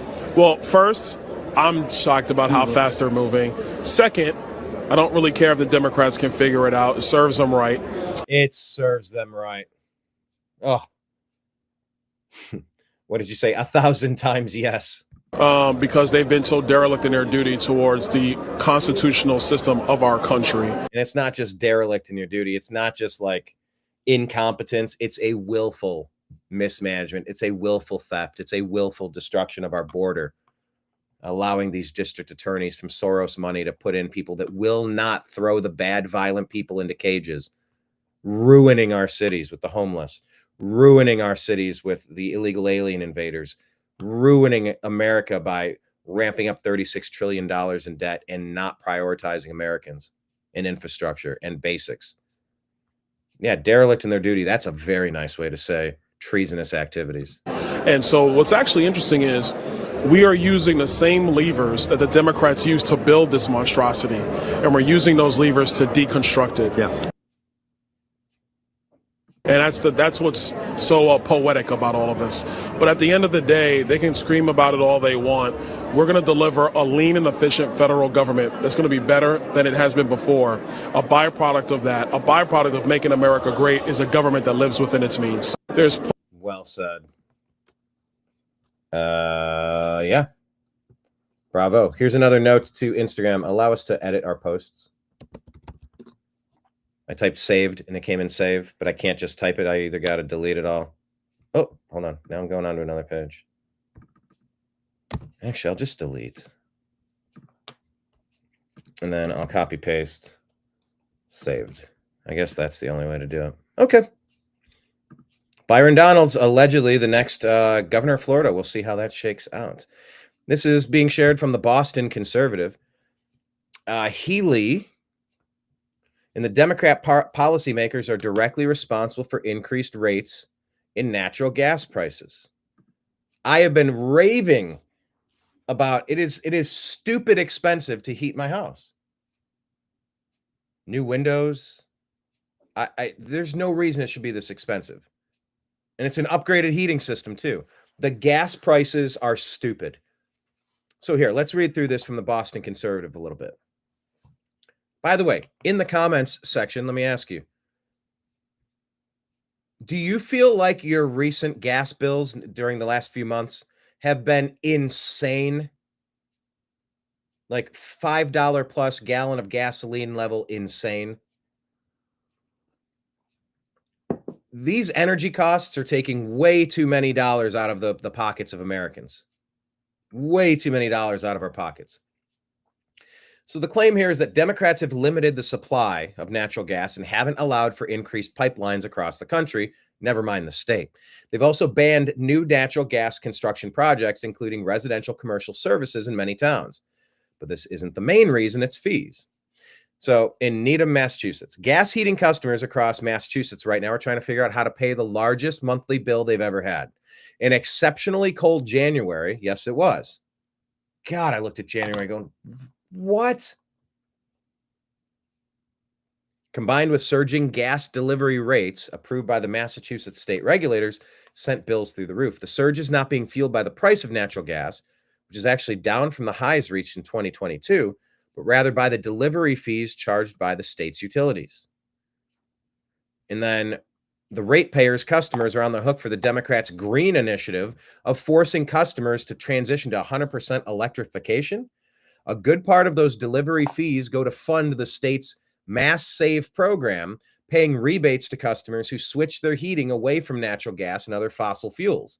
By the way, I don't think we should call them fossil fuels. I don't think that's accurate. That's not me saying it. That's a lot of smart people saying, you think dinosaur bones are what we're talking about here? Do you think that's what causes gas? Petroleum, really? There were that many dinosaurs that are still decomposing 100 years after the car inception. Really? Dinosaur bones, fossils, fossil fuels. Can we stop saying that? There's a lot of people think that it's a renewable source. Although the green people will tell you, oh, we're going to run out of this. Oh my gosh, it's going to be gone. Well, they call it the abiotic theory. Anyway, that's a topic for another show. The new Mass Save program costs 25% more than the previous plan. Greenhouse emissions, blah, blah, blah, blah, blah, blah, blah, blah, blah, blah. Make energy affordable. Again, button. It's nuts. Anyway, check out that story. Gas bills are way too high. On the heels of Byron Donalds talking about a lean and efficient government, the kind Joe here shared a very famous clip from Ronald Reagan. Has then accused the people of living too well, and that we must share in scarcity, we must sacrifice and get used to doing with less. We don't have inflation because the people are living too well. We have inflation because the government is living too well. We'd like to ask the president, why is it inflationary to let the people keep more of their money and spend it the way they'd like? And it isn't inflationary to let him take that money and spend it the way he wants. Yeah. He has then accused the people of living too well, and that we must share in scarcity, we must sacrifice and get used to doing with less. We don't have inflation because the people are living too well. We have inflation because the government is living too well. That's so well said. And we just said that it sounds like Reagan was talking directly to the Obama doctrine people who have been robbing us for decades. Enough is enough. He thinks Americans have been living too well. That's why he's dumping all these non-Americans in. Oh, we got to have equity. We got to balance this out. Dump the third world into America. Yeah, that'll do it. That's a ticket. See? The Western Journal is saying here, as media freaks over one Doge employee getting IRS access, we learned that Biden gave 919 people access. What is this? They're saying it's incredibly damning to the news media that relatively no one knows the Biden administration allowed almost 1,000 people to access CDW IRS data, but everyone knows Doge is trying to get access to a single staffer, and the double standard is breathtaking. So look into that story, shall we? Here's Dan Bongino, as I referenced at the top of the show.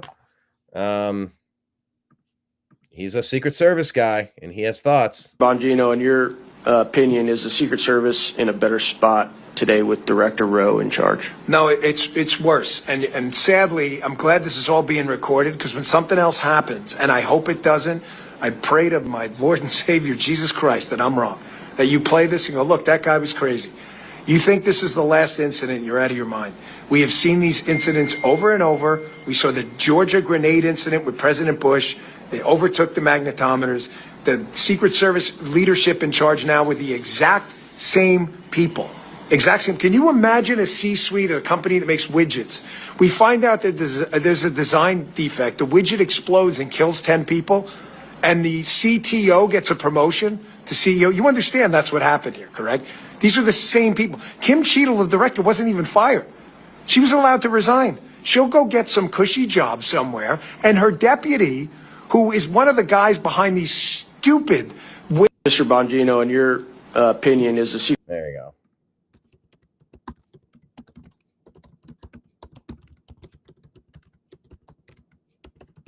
Okay, comment we made here was, we're very relieved that Bongino can now work with the Secret Service in his new role with the FBI. Lord, protect President Trump, his family and cabinet, and support from all evildoers. Send your angels for continued protection against the demons. May their attacks deflect and bounce back at them tenfold. And we're about to see blowback on an epic level, on a biblical level. We're going to talk about an epic level. And wokeness here is saying India takes 1 day to count 640 million votes. Germany takes 8 hours to count 50 million votes. Argentina, 6 hours to count 27 million votes. California, 4 weeks to count 16 million votes. Gotta be out of your mind. We desperately need nationwide uniform state voting laws that remove every illegal alien, require voter ID, tabulate on paper ballots, and what was the other one? And almost completely restrict mail-in ballots. This is the only way we can protect our nation. America. All right, there we go. Left that comment. Shared from Too Savage for Democrats account. Another interesting dynamic here, if you're trying to have better conversations with people and shoot down dumb ideas.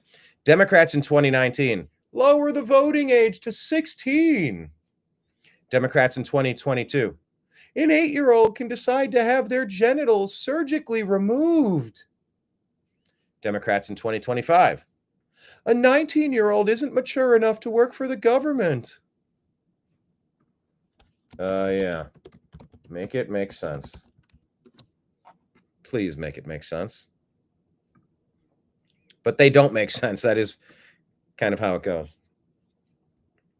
Donald Trump, low-life chairman of Comcast, I believe that's Comcast, Brian Roberts, the owner of ratings-challenged NBC and MSDNC, has finally gotten the nerve up to fire one of the least talented people in television, the mentally obnoxious racist Joy Reid, based on her ratings, which were virtually non-existent. She should have been canned long ago, along with everyone else who works there. Also thrown out was Alex Wagner, the sub on the seriously failing Rachel Maddow show. Rachel rarely shows up because she knows there's nobody watching, and she also knows that she's got less television persona than virtually anyone on television, except perhaps Joy Reid. Then there's, of course, the low IQ con man, Al Sharpton, who was perhaps the lowest TV ratings in the history of television. What is he doing to Brian Roberts to stay on the air? This whole corrupt operation is nothing more than an illegal arm of the Democrat Party. They should be forced to pay vast sums of money for the damage they've done to our country. Fake news is an unpardonable sin. Wow. Trump dropping truth bombs. Well said. All right. That was from Unfiltered Politics. The look you make when you're wrong about almost everything you say. The look you make when you're right about almost everything you say. The look you make when you are fleecing MSDNC. And you're a bit of a lunatic. The look you make when MAGA-ing. These pictures. The look you make when you're race hustling. The look you make when you're winning. All right. That concludes what I wanted to show you on that feed. That's our Instagram feed. Make sure you're liking and subscribing to that. All right. Now we're going to go into the lightning round segment of things. Let me share you this tab. Every time I rewind it. There we go. Let me full screen. This is the documentary that we made. It's pinned to our X account at American_media_.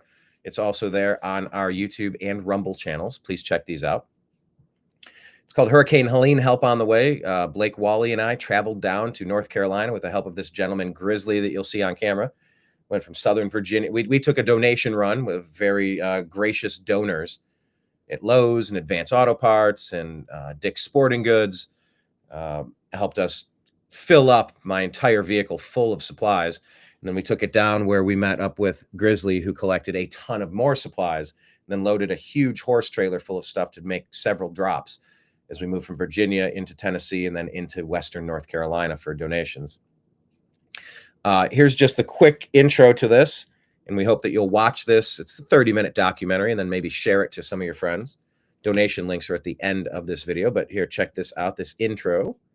Where's the screen? Here we go. There was no notifications going to your phone, like an Amber Alert, like evacuate. I get alerts from Denny's. There actually was a bunch of houses right here that aren't here now. You can see, look how big the river is, like the riverbed. Holy, look at this Dollar General, bro. It blesses your heart to see the way people have come together. Yeah.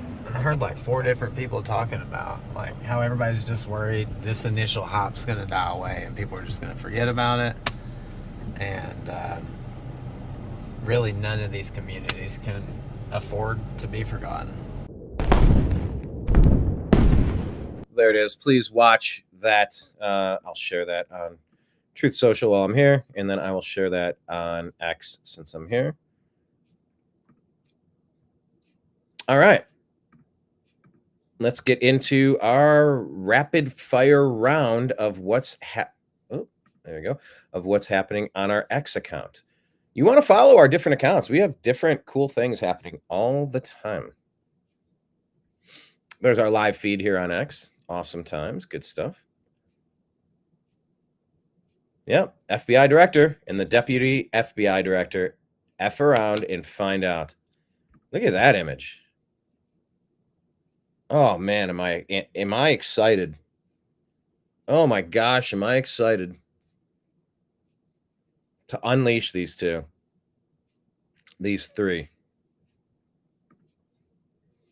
Let's go. Let's talk about what Eric Trump has said about U.S. aid. Susan shared this one. Honestly, I'm a business guy. I understand this world very, very well.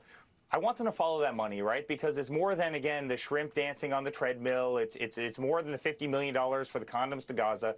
I want them to follow those purchase orders and actually see if any of those products actually got delivered. Yeah. Right? People need to go to jail for some of this reckless spending. It's insane. When you honestly... Agreed. We did share this Mila Joy thing about 449,000 registered voters in California couldn't perform jury duty because they weren't citizens. So let's take a look at that. It's got the Snopes thing in here, so I guess that's verified. Dig into that story. C3 says Kash Patel starred in a documentary about Spygate. Dan Bongino wrote a book on Spygate. They are now director and deputy director at the FBI. They know everything the deep state did. Justice is coming. Here is former Superman actor Dean Cain discussing Doge. What else do you want to see from Trump in the first 100 days? Man, I can't even catch up to him right now, so I'd like him to keep going on it. He's got it. Listen, he's got a schedule. He's doing things at his pace, which is like lightning fast. So I wake up every morning just trying to figure out what's going on. But I love who we have, Jimmy. What do you make of all the backlash from Democrats on Doge and what's going on? Well, I mean, of course, nobody wants to know. Nobody wants real transparency. It's the dumbest argument I've ever heard. Simple. What else do you want to see from Doge next in terms of get the into agencies? the DOD, get into Social Security, get into Medicaid, get into it all, make it all transparent. What else do you want to see from? Heck yeah, well said. Here's the most massive upgrade in history. Team Gen X. And actually, I think these 1980, 81 fall into a category of people called Xennials or Zennials. They're part Gen X, part millennial. I think that's 79 to 81, 79 to 82, maybe 78 to 81. There's like a weird overlap where you're not quite Gen X and you're not quite a millennial. That's where I'm at. It's 79. I know that because I'm right in between.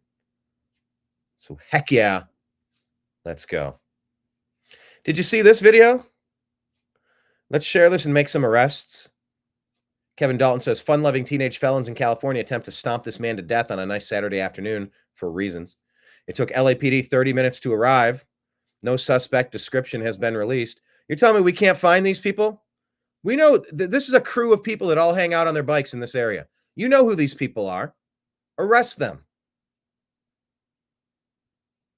This kid motionless on the ground. Was this a hate crime? It looks like that's a white kid on top of it.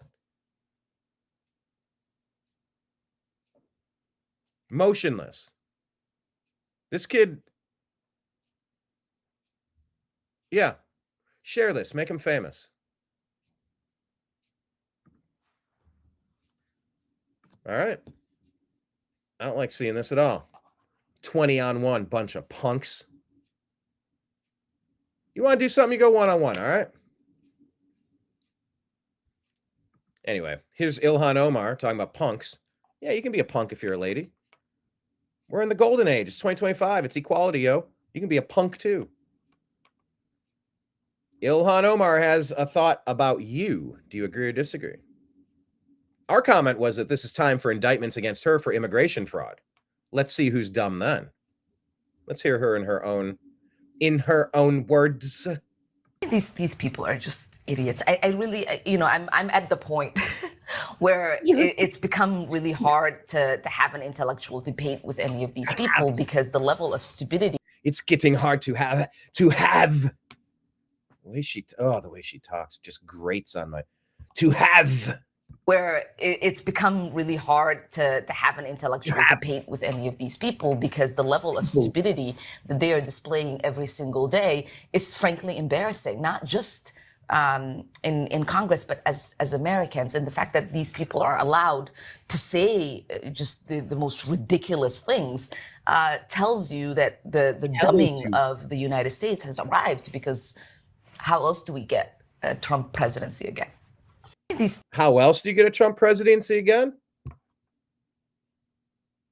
It's because you let Barack Hussein Obama take a third term with a puppet Joe Biden at the helm, and you get to watch Obama push his most radical and honest policies in the forefront because he knows the old white guy will get all the blame for it, thinking he's going to absolve himself, and he gets to run the nation from the basement. And we watch literally everything the Democrats touch turn to shit. That's how you get Trump back. Except you made him stronger because you proved yourselves to be unqualified for the positions.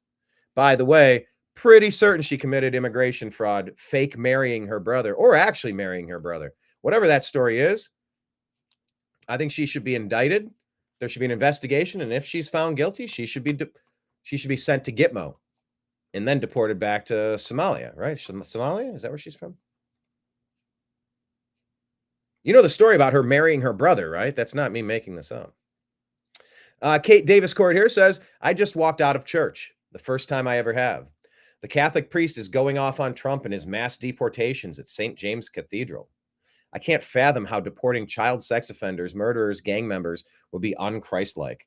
Once again, I'm reminded not to attend the 12 p.m. time slot. Not all priests are the same. I'll be back this evening. Yeah, Catholicism, you got to get your people under control.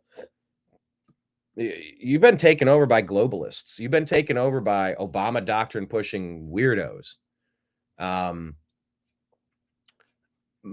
We read reports that the Pope is having very serious health complications. They might off him.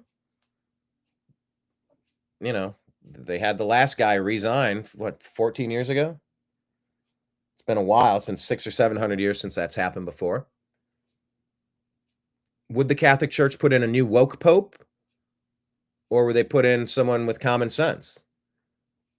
Is it just that the Catholic charities are milking this money train, this gravy train of illegal alien invasions? They're at the core of it.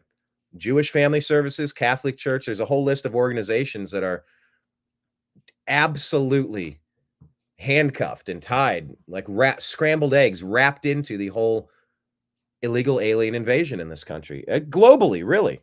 They just find a way to fund it, and they're getting a piece. And they're selling out these sovereign nations at the same time. It's a damn shame.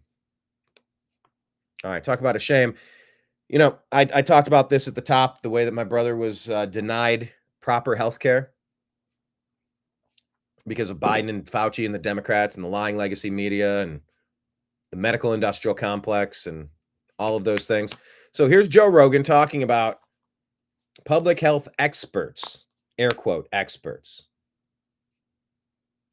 What do they know and what are they pushing? That might not always be the same answer. Dr. Birx is now admitting this when she's being questioned, is that they stopped any early treatments that weren't the vaccine, and that they probably shouldn't have done that, and that a lot of people could have been saved because of that. And that's true.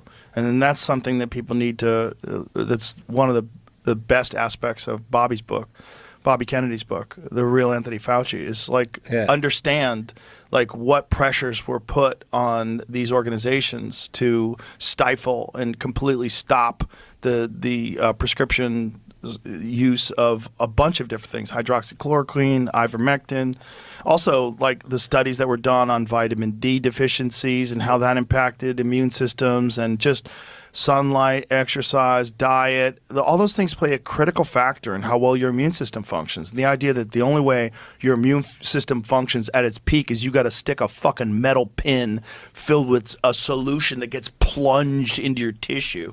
That's the only way. It's the only way, Woody. Yeah. You got to shove a fucking needle in your arm. Like, what? They banned Dr. Birx is now banned useful therapeutics, monoclonal antibodies, hydroxychloroquine, ivermectin. Why didn't they mail every person in the country vitamin D, vitamin C, and zinc? Here you go. Here's a 3-month supply. Vitamin D, vitamin C, and zinc. Sadly, it's probably because they were trying to make money off it. They didn't care. And you know what? What's the side effect? You get to off a bunch of old baby boomers who are collecting Social Security. Get rid of the oldest and most feeble, and then, hey, we can save some money. Kind of ramp up the ass end of the flu and, you know, get a few million people out of the way. It'll help our books. It's just demon stuff. Just demon stuff. Here's Kash Patel, the director of the FBI. Christopher Wray was running a criminal enterprise, but receipts are coming. Let's take a listen to Kash. And what Pelosi and these corrupt government gangsters want to do is rob you of the truth. That's been the message. There was no insurrection. They ginned it up. Pelosi was too busy filming her movie on January 6th in the halls of the Capitol. There's no insurrection if the people involved in the mostly peaceful protest didn't bring and use firearms. That's not an insurrection. That's a protest, a mostly peaceful protest. How scared she against an obviously stolen election. And to say that on YouTube, under duress, I have to tell you to go to cisa.gov/rumor control so that you can take a look at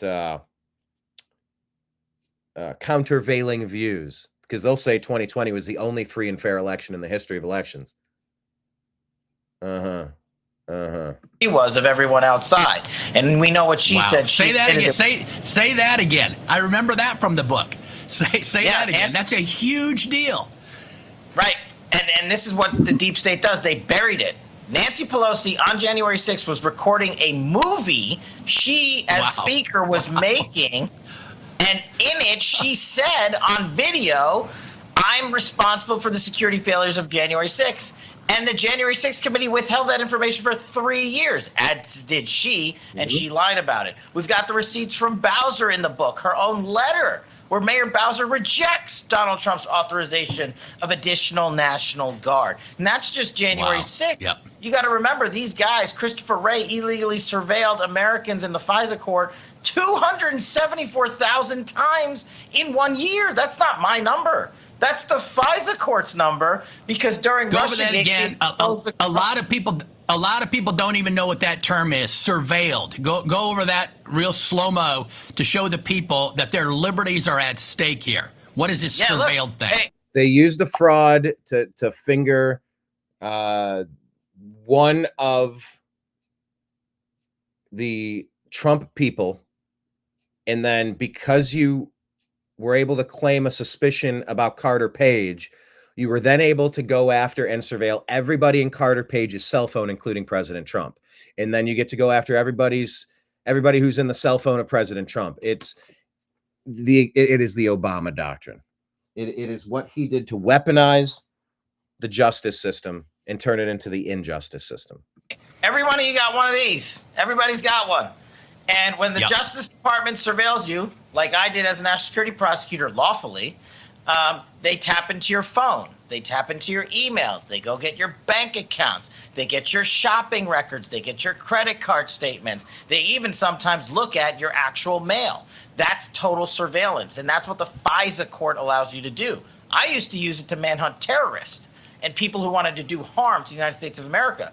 Christopher Wray and these corrupt government gangsters use it to surveil their political opponents. Of those, here's the thing you might not know. Of those 274,000 illegally surveilled Americans by Chris Wray's FBI, do you know how many were working political campaigns? 40,000. Nope. 40,000 campaigners and donors. That's not my number. It's in the FISA court report. There you go. That is that. I'm showing you Nimbus, Mr. Nimbus here on the screen. We got gray overload. Secret Service said they have dissuaded him from coming to Capitol Hill. They told him they don't have the resources to protect him here. So at the moment he is not coming, but that could change. Oh, he comes, I'm going to punch him out. This is my wow, moment. I would pay to see I've that. been waiting for this, for trespassing on the Capitol grounds. I'm going to punch him out, and I'm going to go to jail, and I'm going to be happy. Secret Service. Remember that one? We have responsibility, Terry. We did not have any accountability for what was going on there, and we should have. Yep. This is ridiculous.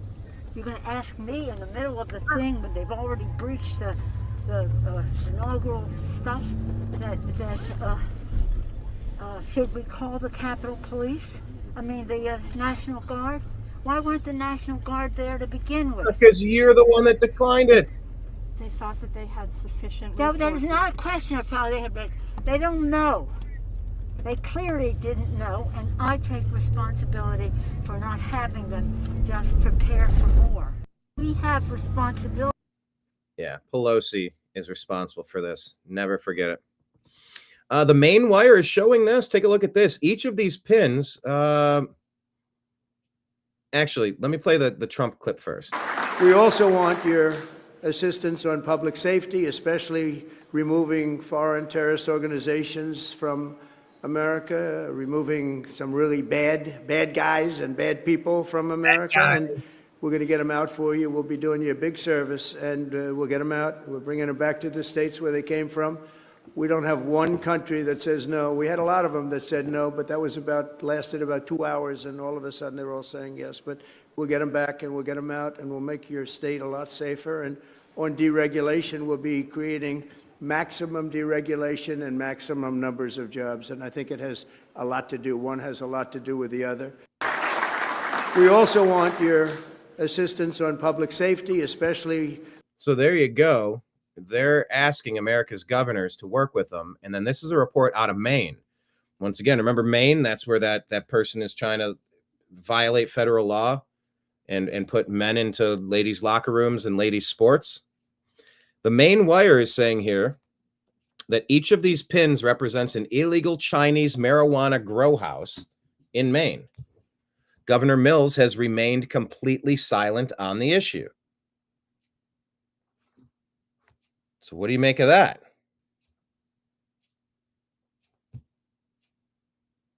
I feel like you need to kind of deal with that. What is China doing taking up anything in this country? What the hell's going on here? Maybe we should prioritize keeping America American. Cat Turd says cutesy time is over. If you know, you know. You know? Brian Cates here. Okay, so Judge Daniel Ho. Judge Daniel Ho has declined to dismiss the federal criminal case against New York City Governor Eric Adams. Interesting. He has, however, postponed his trial indefinitely and appointed Paul Clement of Clement and Murphy PLLC to argue against the government's case for dismissal.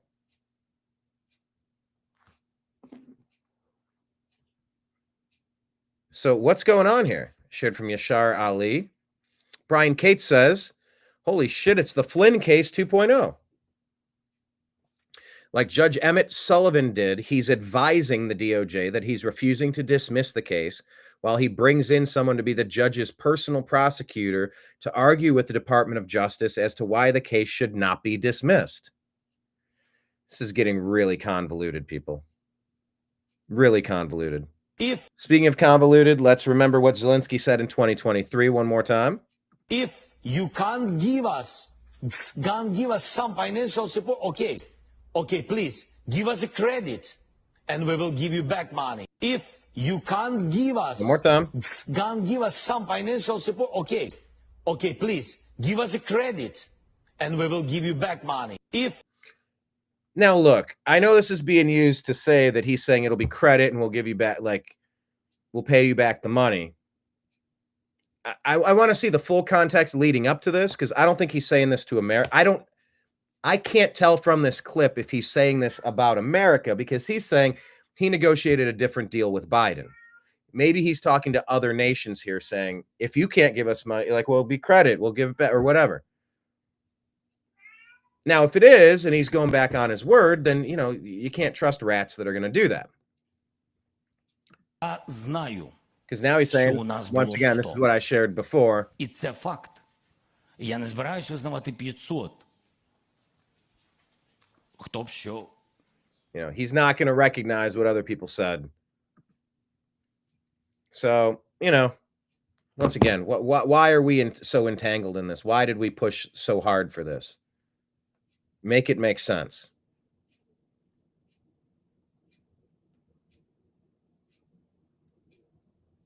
I don't fully understand what's occurring. But I would like to get back to focusing on building America. That's for damn sure. End Wokeness here says that Germany was able to count 100% of the 50 million votes in under 8 hours. And it was all paper ballots. Yes, it can be done. Elon says, yes, it should be the same in America. Eric Daughtry here saying, oh my gosh, Van Jones just made such a ridiculous statement about norms on CNN, and Scott Jennings showed no mercy. So let's go back and watch this. Norms. Hey, what you up to, Normie? My ideal body weight if I were 11 feet tall. I'll take a beer. But if we had a president a Democratic president who ran over these norms, you would be upset. Dan, you keep saying that we'd be upset if a Democratic president violated norms. Brother, last year, Joe Biden was asleep and Kamala Harris was at a dance party with Beyonce all year. You violated norms for the entire year, and it's one of the reasons that Donald Trump won the election. Norms were violated for 4 straight years. And yes, I didn't like it. But Donald Trump, in my opinion, is not exceeding his authority under the Constitution with this. Joe Biden is asleep. Kamala is at a dance party with Beyonce. Beyonce. Beyonce. Beyonce. Beyonce. Beyonce. Dance party with Beyonce. Okay, I don't know. Maybe that's a copywritten song, and I gotta stop it. There's a dance party with Beyonce, and so here I'll take the music off. They're doing a dance party with Beyonce.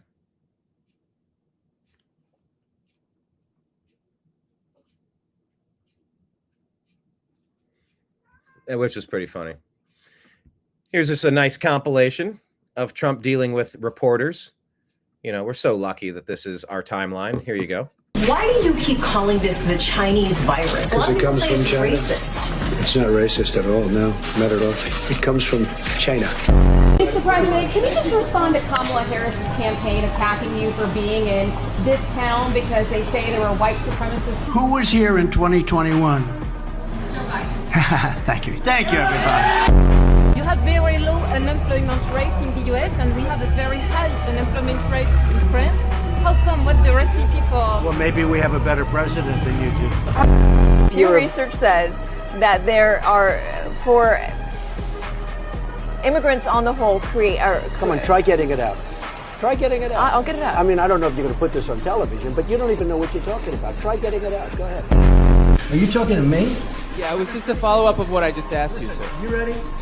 We have the president of Finland. Ask him a question. I have one for him. I just wanted to follow up on the one that I asked. Did you hear what me? Did you want? Did you hear me? Yes, Ask him a question. I will, but I've given you a long answer. Ask this gentleman a question. Don't be rude. Okay, question? Yeah, go ahead. Sure.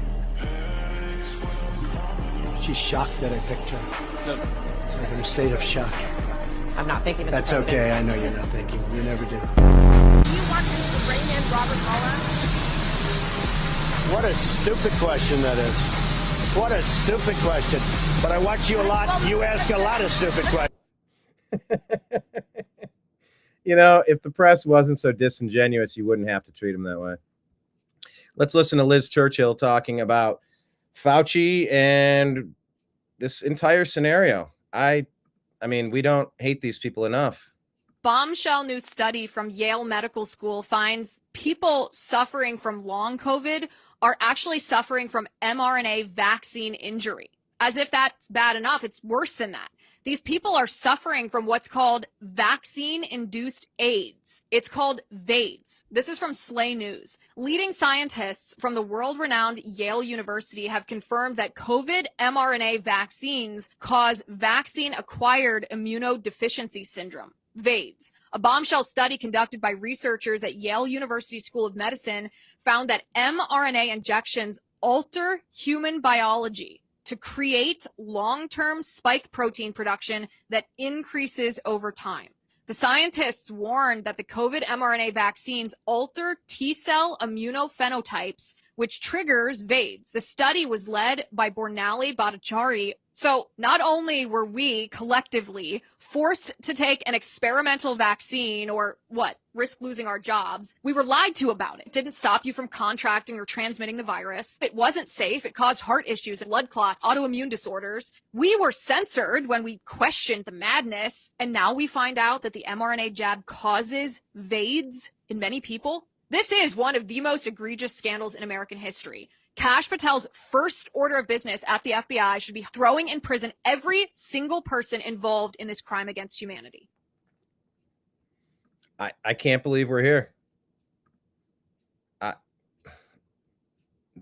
We have to hold them accountable. Cheryl Atkinson reporting that the U.S. has signed a deal with the Mexican drug cartel to operate their drug business without interference. Cheryl Atkinson does a lot of good work. If she's reporting this, you might want to listen. What? Yeah, Mary Ann is saying that I always wondered if Fast and Furious was more of a deal with the cartels and not at all the twisted official narratives. New sheriff in town now. Data Hazard saying that the NIH currently funds over 400 projects for $350 million relating to structural racism. What the hell are they doing wasting our money on this stuff? No. How about no?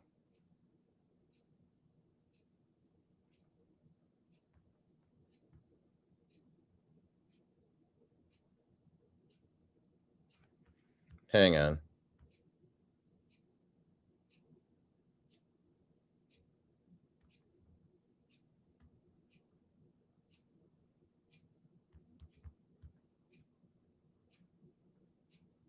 There we go.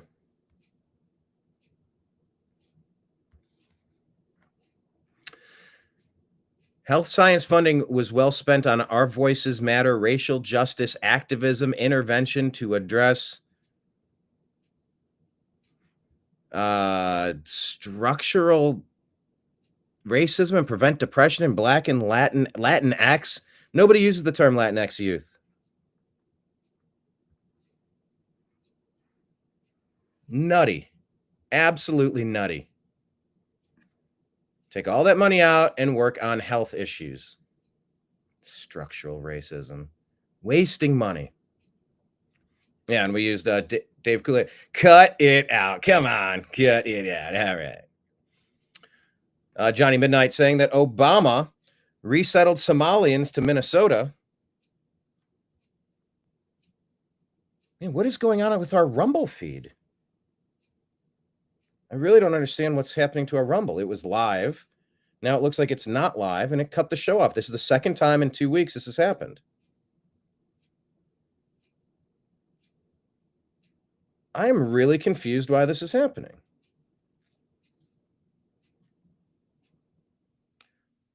It's showing that it's live, but it's not showing on my... How strange. Anyway, Obama resettled 70,000 Somalians to Minnesota, and then they elected Omar. Was it planned? You bet it was. This is why you don't infiltrate your country. You don't allow your country, your nation, to be invaded by people who are not Americans. You just don't. You have a drawn-out process where people take the civil rights or the civil, what's it called, a civil service exam. That's what you do. You go ahead and fix that. You make sure that people want to be here. They're going to abide by the Bill of Rights, the Constitution. They're going to learn English. They're going to participate. They're not going to be a drain on society. They're going to contribute. That's what we need. But, you know, when Biden put 30,000 people from, where was that one, Haiti, into Columbus, it's like you don't put 30,000 University of Michigan Wolverines fans into Columbus. That's Buckeye territory. Shared experiences, shared history, familial connections. Like, it's a community. You don't dump an enclave of people and go, hey, now there's a Haitian settlement over here in your community. No, you don't want that. You don't want a German settlement, a Ukrainian settlement. You want an American settlement, and you want the best and brightest to come in and assimilate. Why is this hard to understand? ALX saying the FBI is now run by Kash Patel and Dan Bongino. Let that sink in. Yeah, it seems like Trump failed to be racist. Doesn't that make sense? A Bongino and a Patel. What a bad group of racists they are. Agreed. Joey Manarino says Tulsi Gabbard now runs national intelligence. RFK Jr. runs HHS. Kash and Bongino run FBI. Elon runs Doge. JD Vance is VP. The IRS, DOJ, and likely the ATF are on the chopping block.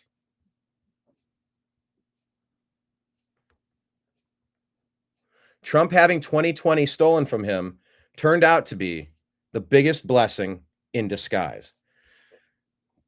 And that was sort of the point of my intro here,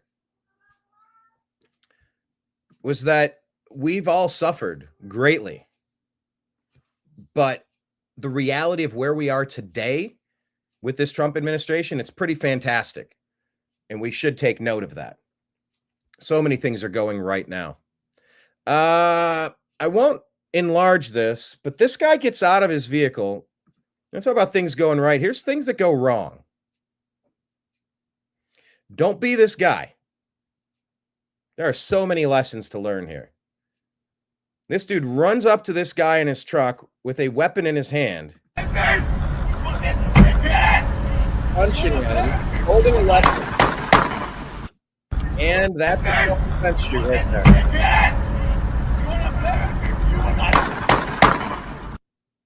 Don't do that. You know, that guy, yeah, dumb ways to die. It is. We are massive proponents of our Second Amendment rights. Massive proponents of self-defense. Don't be the roid rage guy. You want to see somebody that was asking for it? I mean, that guy brought all that problem on himself. So take it as a lesson. Always be prepared to defend yourself. And also, don't be that guy. This one is from the Vigilant Fox. Here's a report that the Department of Education just got busted running a rogue sanctuary program for illegal immigrants while hiding secrets from DOJ and Congress via an encrypted messaging app. This conspiracy was revealed by Project Veritas, which dropped a bombshell video exposing Travis Combs, branch chief for Applied Innovation and Improvement at the U.S. Department of Education, DOE.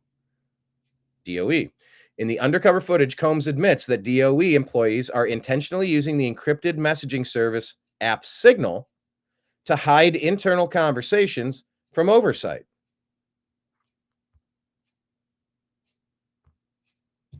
If you want to have a conversation with somebody, you do have to take it offline, but you're not supposed to. So everybody uses an app called Signal now.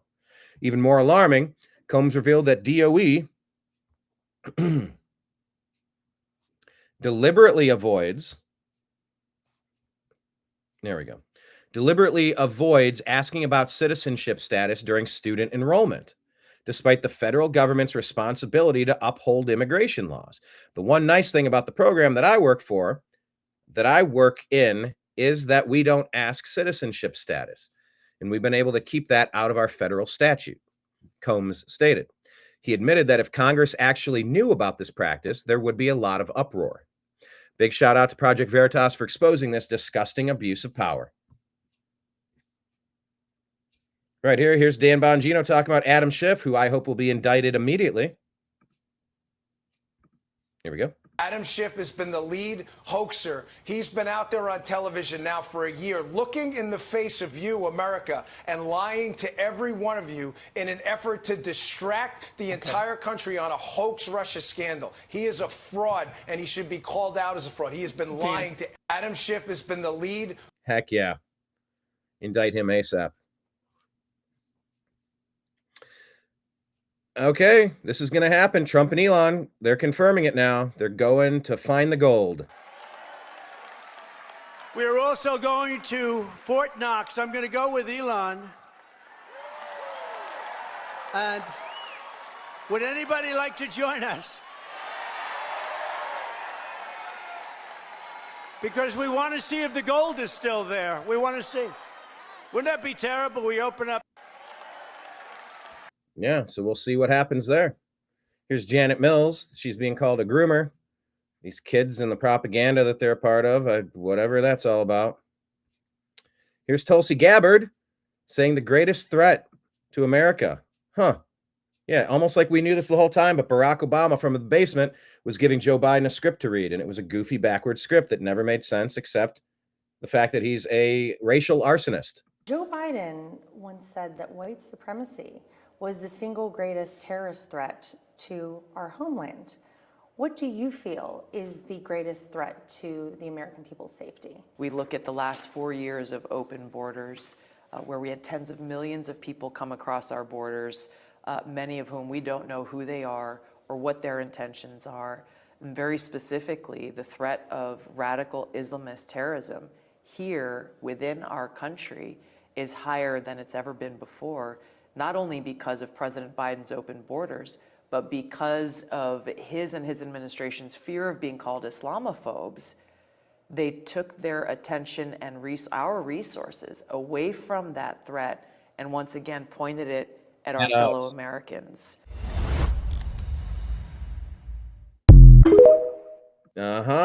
Everything Obama, Biden were doing was to redirect our resources into the places that didn't matter and the places that were actually counterintuitive to mattering. That actually took us away from success. It's pretty astonishing. Senator Tina Smith says, hey, Elon Musk, I hate to break it to you, but you aren't my boss. I answer to the people of Minnesota. But since you bring it up, I spent last week fighting to stop tax breaks for billionaires like you, paid for by defunding healthcare for moms and babies. That's because Elon said, what did you get done last week? Dustin Grage says, I am your boss, though, Tina. So what did you do last week? That's hilarious. This is Enrique Tarrio confronting former leader of the Proud Boys, Enrique Tarrio, confronting former Capitol Police Officer Michael Fanone. Remember, Officer Fanone lied under oath during January 6 trials. His lies helped to lead to the conviction of 22 years that Tarrio was ultimately sentenced to before getting a pardon. You got a break on the sentence here. You sat there, you laughed for like 22 fucking years. Now you don't even want to look in my eyes. You fucking coward. You were a coward that day. You were a coward after. Just go home. Just go home. You're a traitor to this country. Yeah, so are you, You're a traitor to this country. You're a fucking traitor, piece of shit. That's why they fired your ass, and that's why your own people turned on you, piece of shit. You and your fucking boy over here. You fucking failure. And the other one's another fucking failure. Another failure. Run from me, motherfucker. Run from me. He's not staying in the hotel. He's trespassing. You fucking piece of shit. Run from me. Fuck you. Oh, you can say that while you're over there, motherfucker. You didn't do shit. Bald-headed bitch. Fuck you. Tourette's, man. Yeah, lying on the stand, under oath. Awesome. Terrence Williams here is calling on Kash Patel to investigate the death of Obama's private chef, as we are as well. He was known as a phenomenal swimmer, but he went missing and was found dead at Obama's Martha Vineyard Estates. I'm okay with my tax dollars being used to investigate this. Something is fishy. Agreed. There's Zelensky before and after, as you've seen. Sarah Sidner says, how many times does someone have to do a Nazi salute before you call them a Nazi?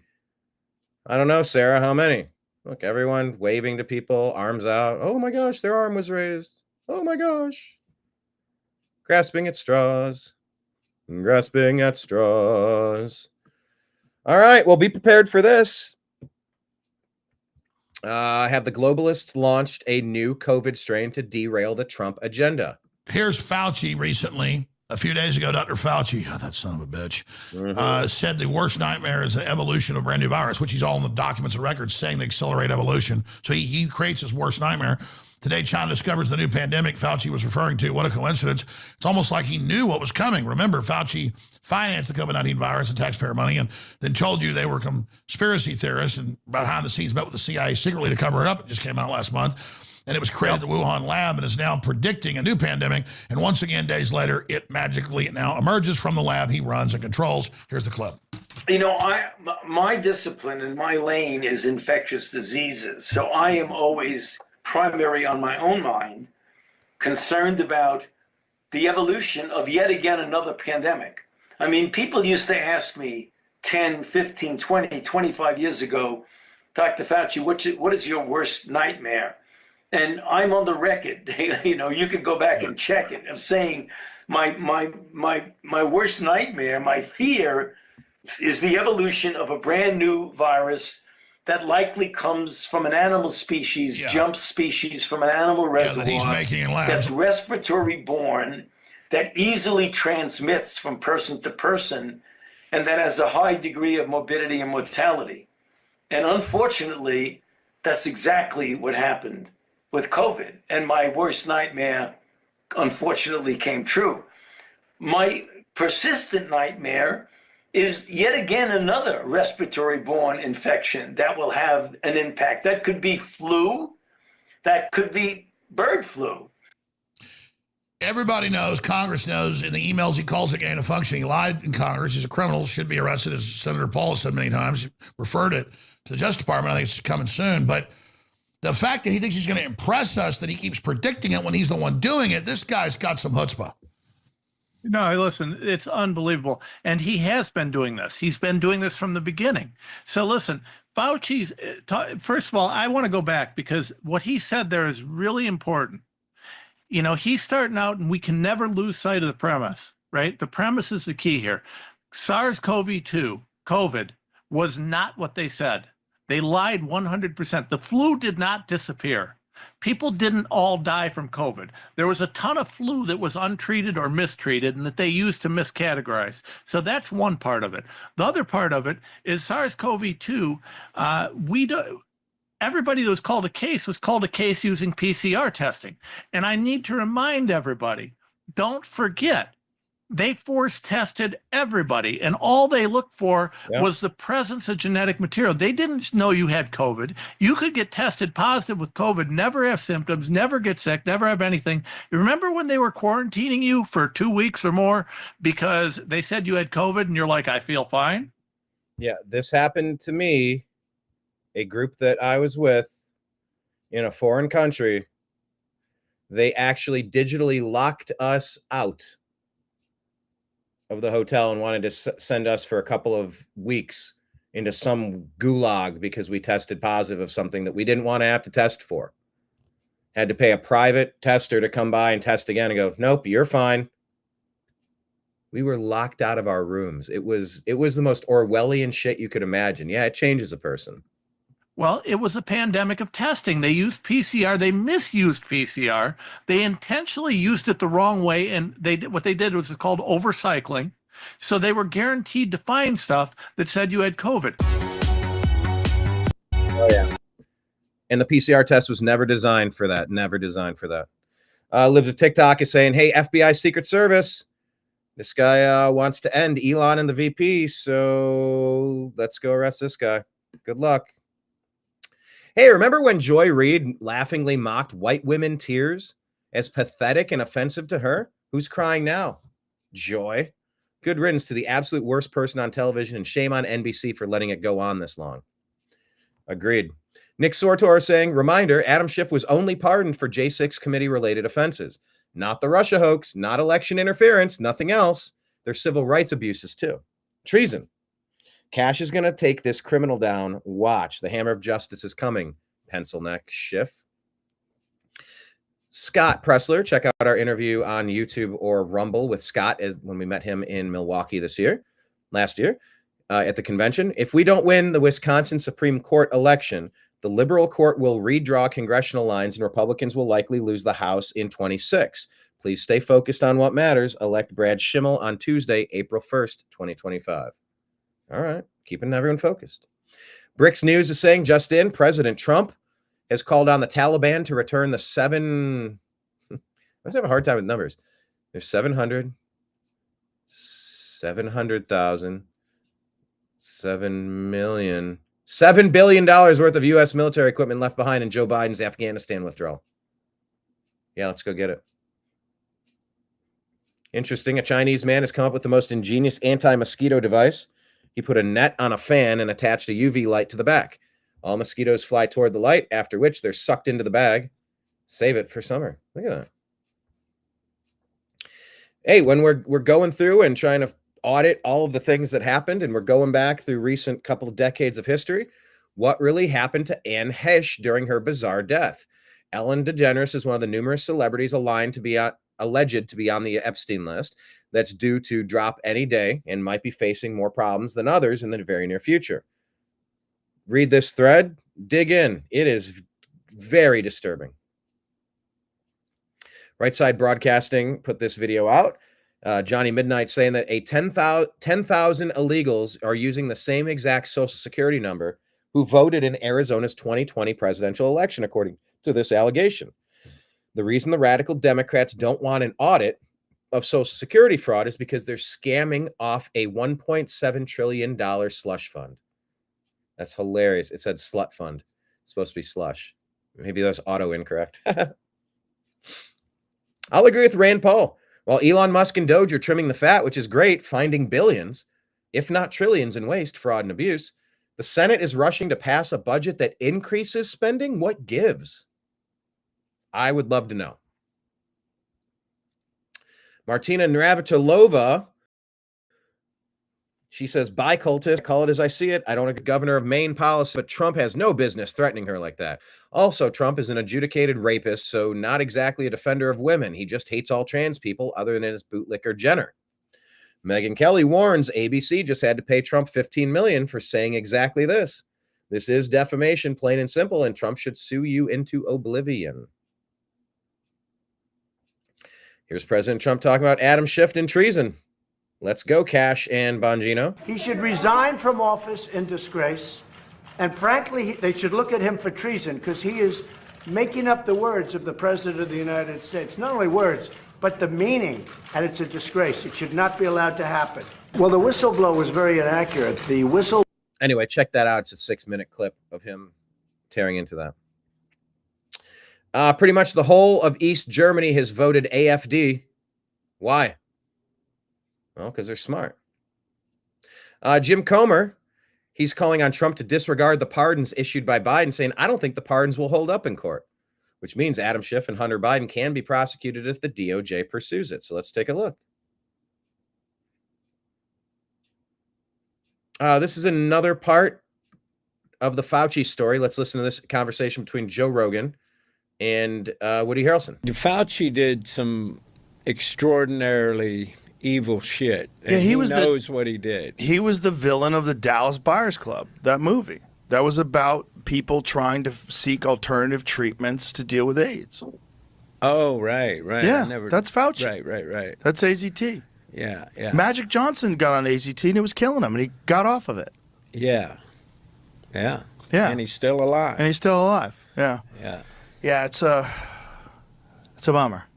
It's just a bummer that someone had that kind of power for so long. It was such a fucking monster. Yeah. Did you see that little meme that went around? And it was right after he got first time anyone ever got pre-pardoned. Yeah. And you said nothing says trust science like a blanket pre-pardon. And Yeah. a picture of Fauci. Well, the Did you problem see with it? that pre-pardon is he's pre-pardoned federally, but he's not pre-pardoned state-wise. These states can still sue him. Not only that, when you're pardoned, then you can no longer plead the fifth. So you could be held for perjury. So there's a lot of issues with being pardoned that I don't think Biden took into consideration, or Fauci took into consideration either. I think he just wanted anything to protect him because he knew it was coming. He knew that just the emails that were available that showed collusion, where he had gotten a hold of all these different researchers and changed their perspective on whether or not it was a lab leak. Because through Eco Health Alliance, they had funded gain-of-function research after Obama. Gain-of-function. That's what I was trying to think. Okay, yeah, go ahead. But gain-of-function is essentially taking a virus and making it more infectious to human beings. Weaponizing the virus. Yeah. The idea is supposedly to study it, but if you're studying it and you don't have a fucking cure, you've been studying this shit for so long and you don't have a cure, like, what are you actually doing? Well, you're doing weapons research. Yeah. Let's go get Fauci immediately. This American chicken farmer says birds are not dying from the bird flu like we're being told. Just like COVID, they're counting all deaths as bird flu. Every time a bird dies, they say bird flu. I'm telling you, they're bullshitting you. I'm a chicken farmer, and they're bullshitting you about the reasons why your eggs are so expensive. They say the same shit every year. I know it because I'm a chicken farmer. I see the same alerts. When you look at these large facilities, a lot of these birds aren't dying of bird flu. They're dying of neglect. They don't give the vegan vitamins, oregano, all the supplements they're supposed to be getting in these mega facilities. And these birds are dying of disease and neglect. And every time a bird dies, they say bird flu. I'm telling you, they're bullshitting you. All right. And by the way, when the birds survive and get through that, they get herd immunity, and you want those birds around. You don't kill all the rest of them. It's nuts. It's nuts. Kevin Sorbo putting this out here. Here's another great response when somebody tries to say something idiotic. So you're saying that tobacco products on race cars will make me want to smoke, but gay and drag queen storybooks won't influence my life choices? It's called grooming. And yeah. Here's Byron Donalds talking about the IRS, what Biden did. This is the kind of stuff. They're so upset about Elon Musk and the Doge team having access to the Internal Revenue Service data into the Treasury payment system.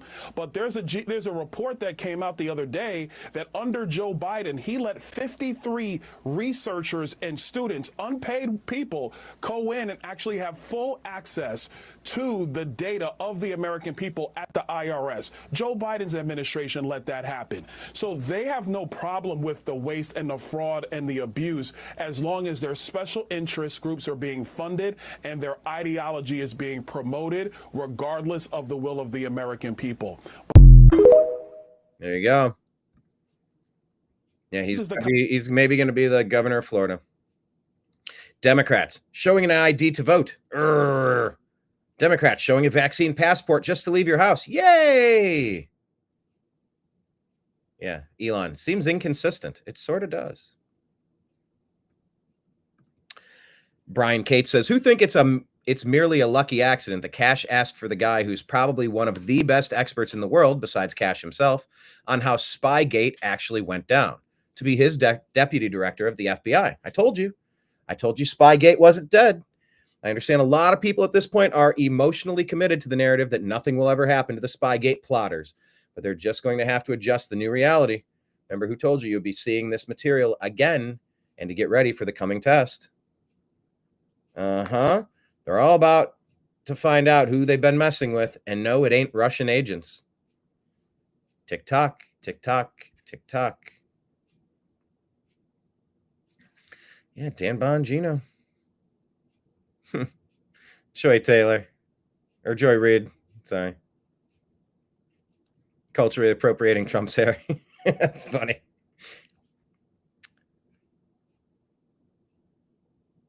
All right. Okay. Whew. Oh, man. Barely got that sneeze into the dump button. Bill Betton here says, hey, Kash, when you arrest Adam Schiff, make sure you do it at 6 a.m. with about 36 armed agents in tactical gear. I'll add with CNN recording. Roger Stone couldn't agree more about this. Matt Van Swol says, East Palestine, no outrage. Maui, no outrage. Western North Carolina, no outrage. But here they are yelling about 5 bullet points listing what federal workers did last week. It's lunacy.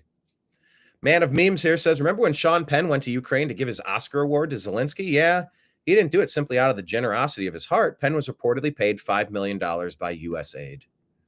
Let's see if that's true.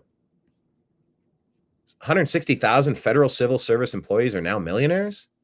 Could that be true? Don't know. Do not know. But I do know, I think that will be the conclusion of today's broadcast. Thank you for watching the New American Media.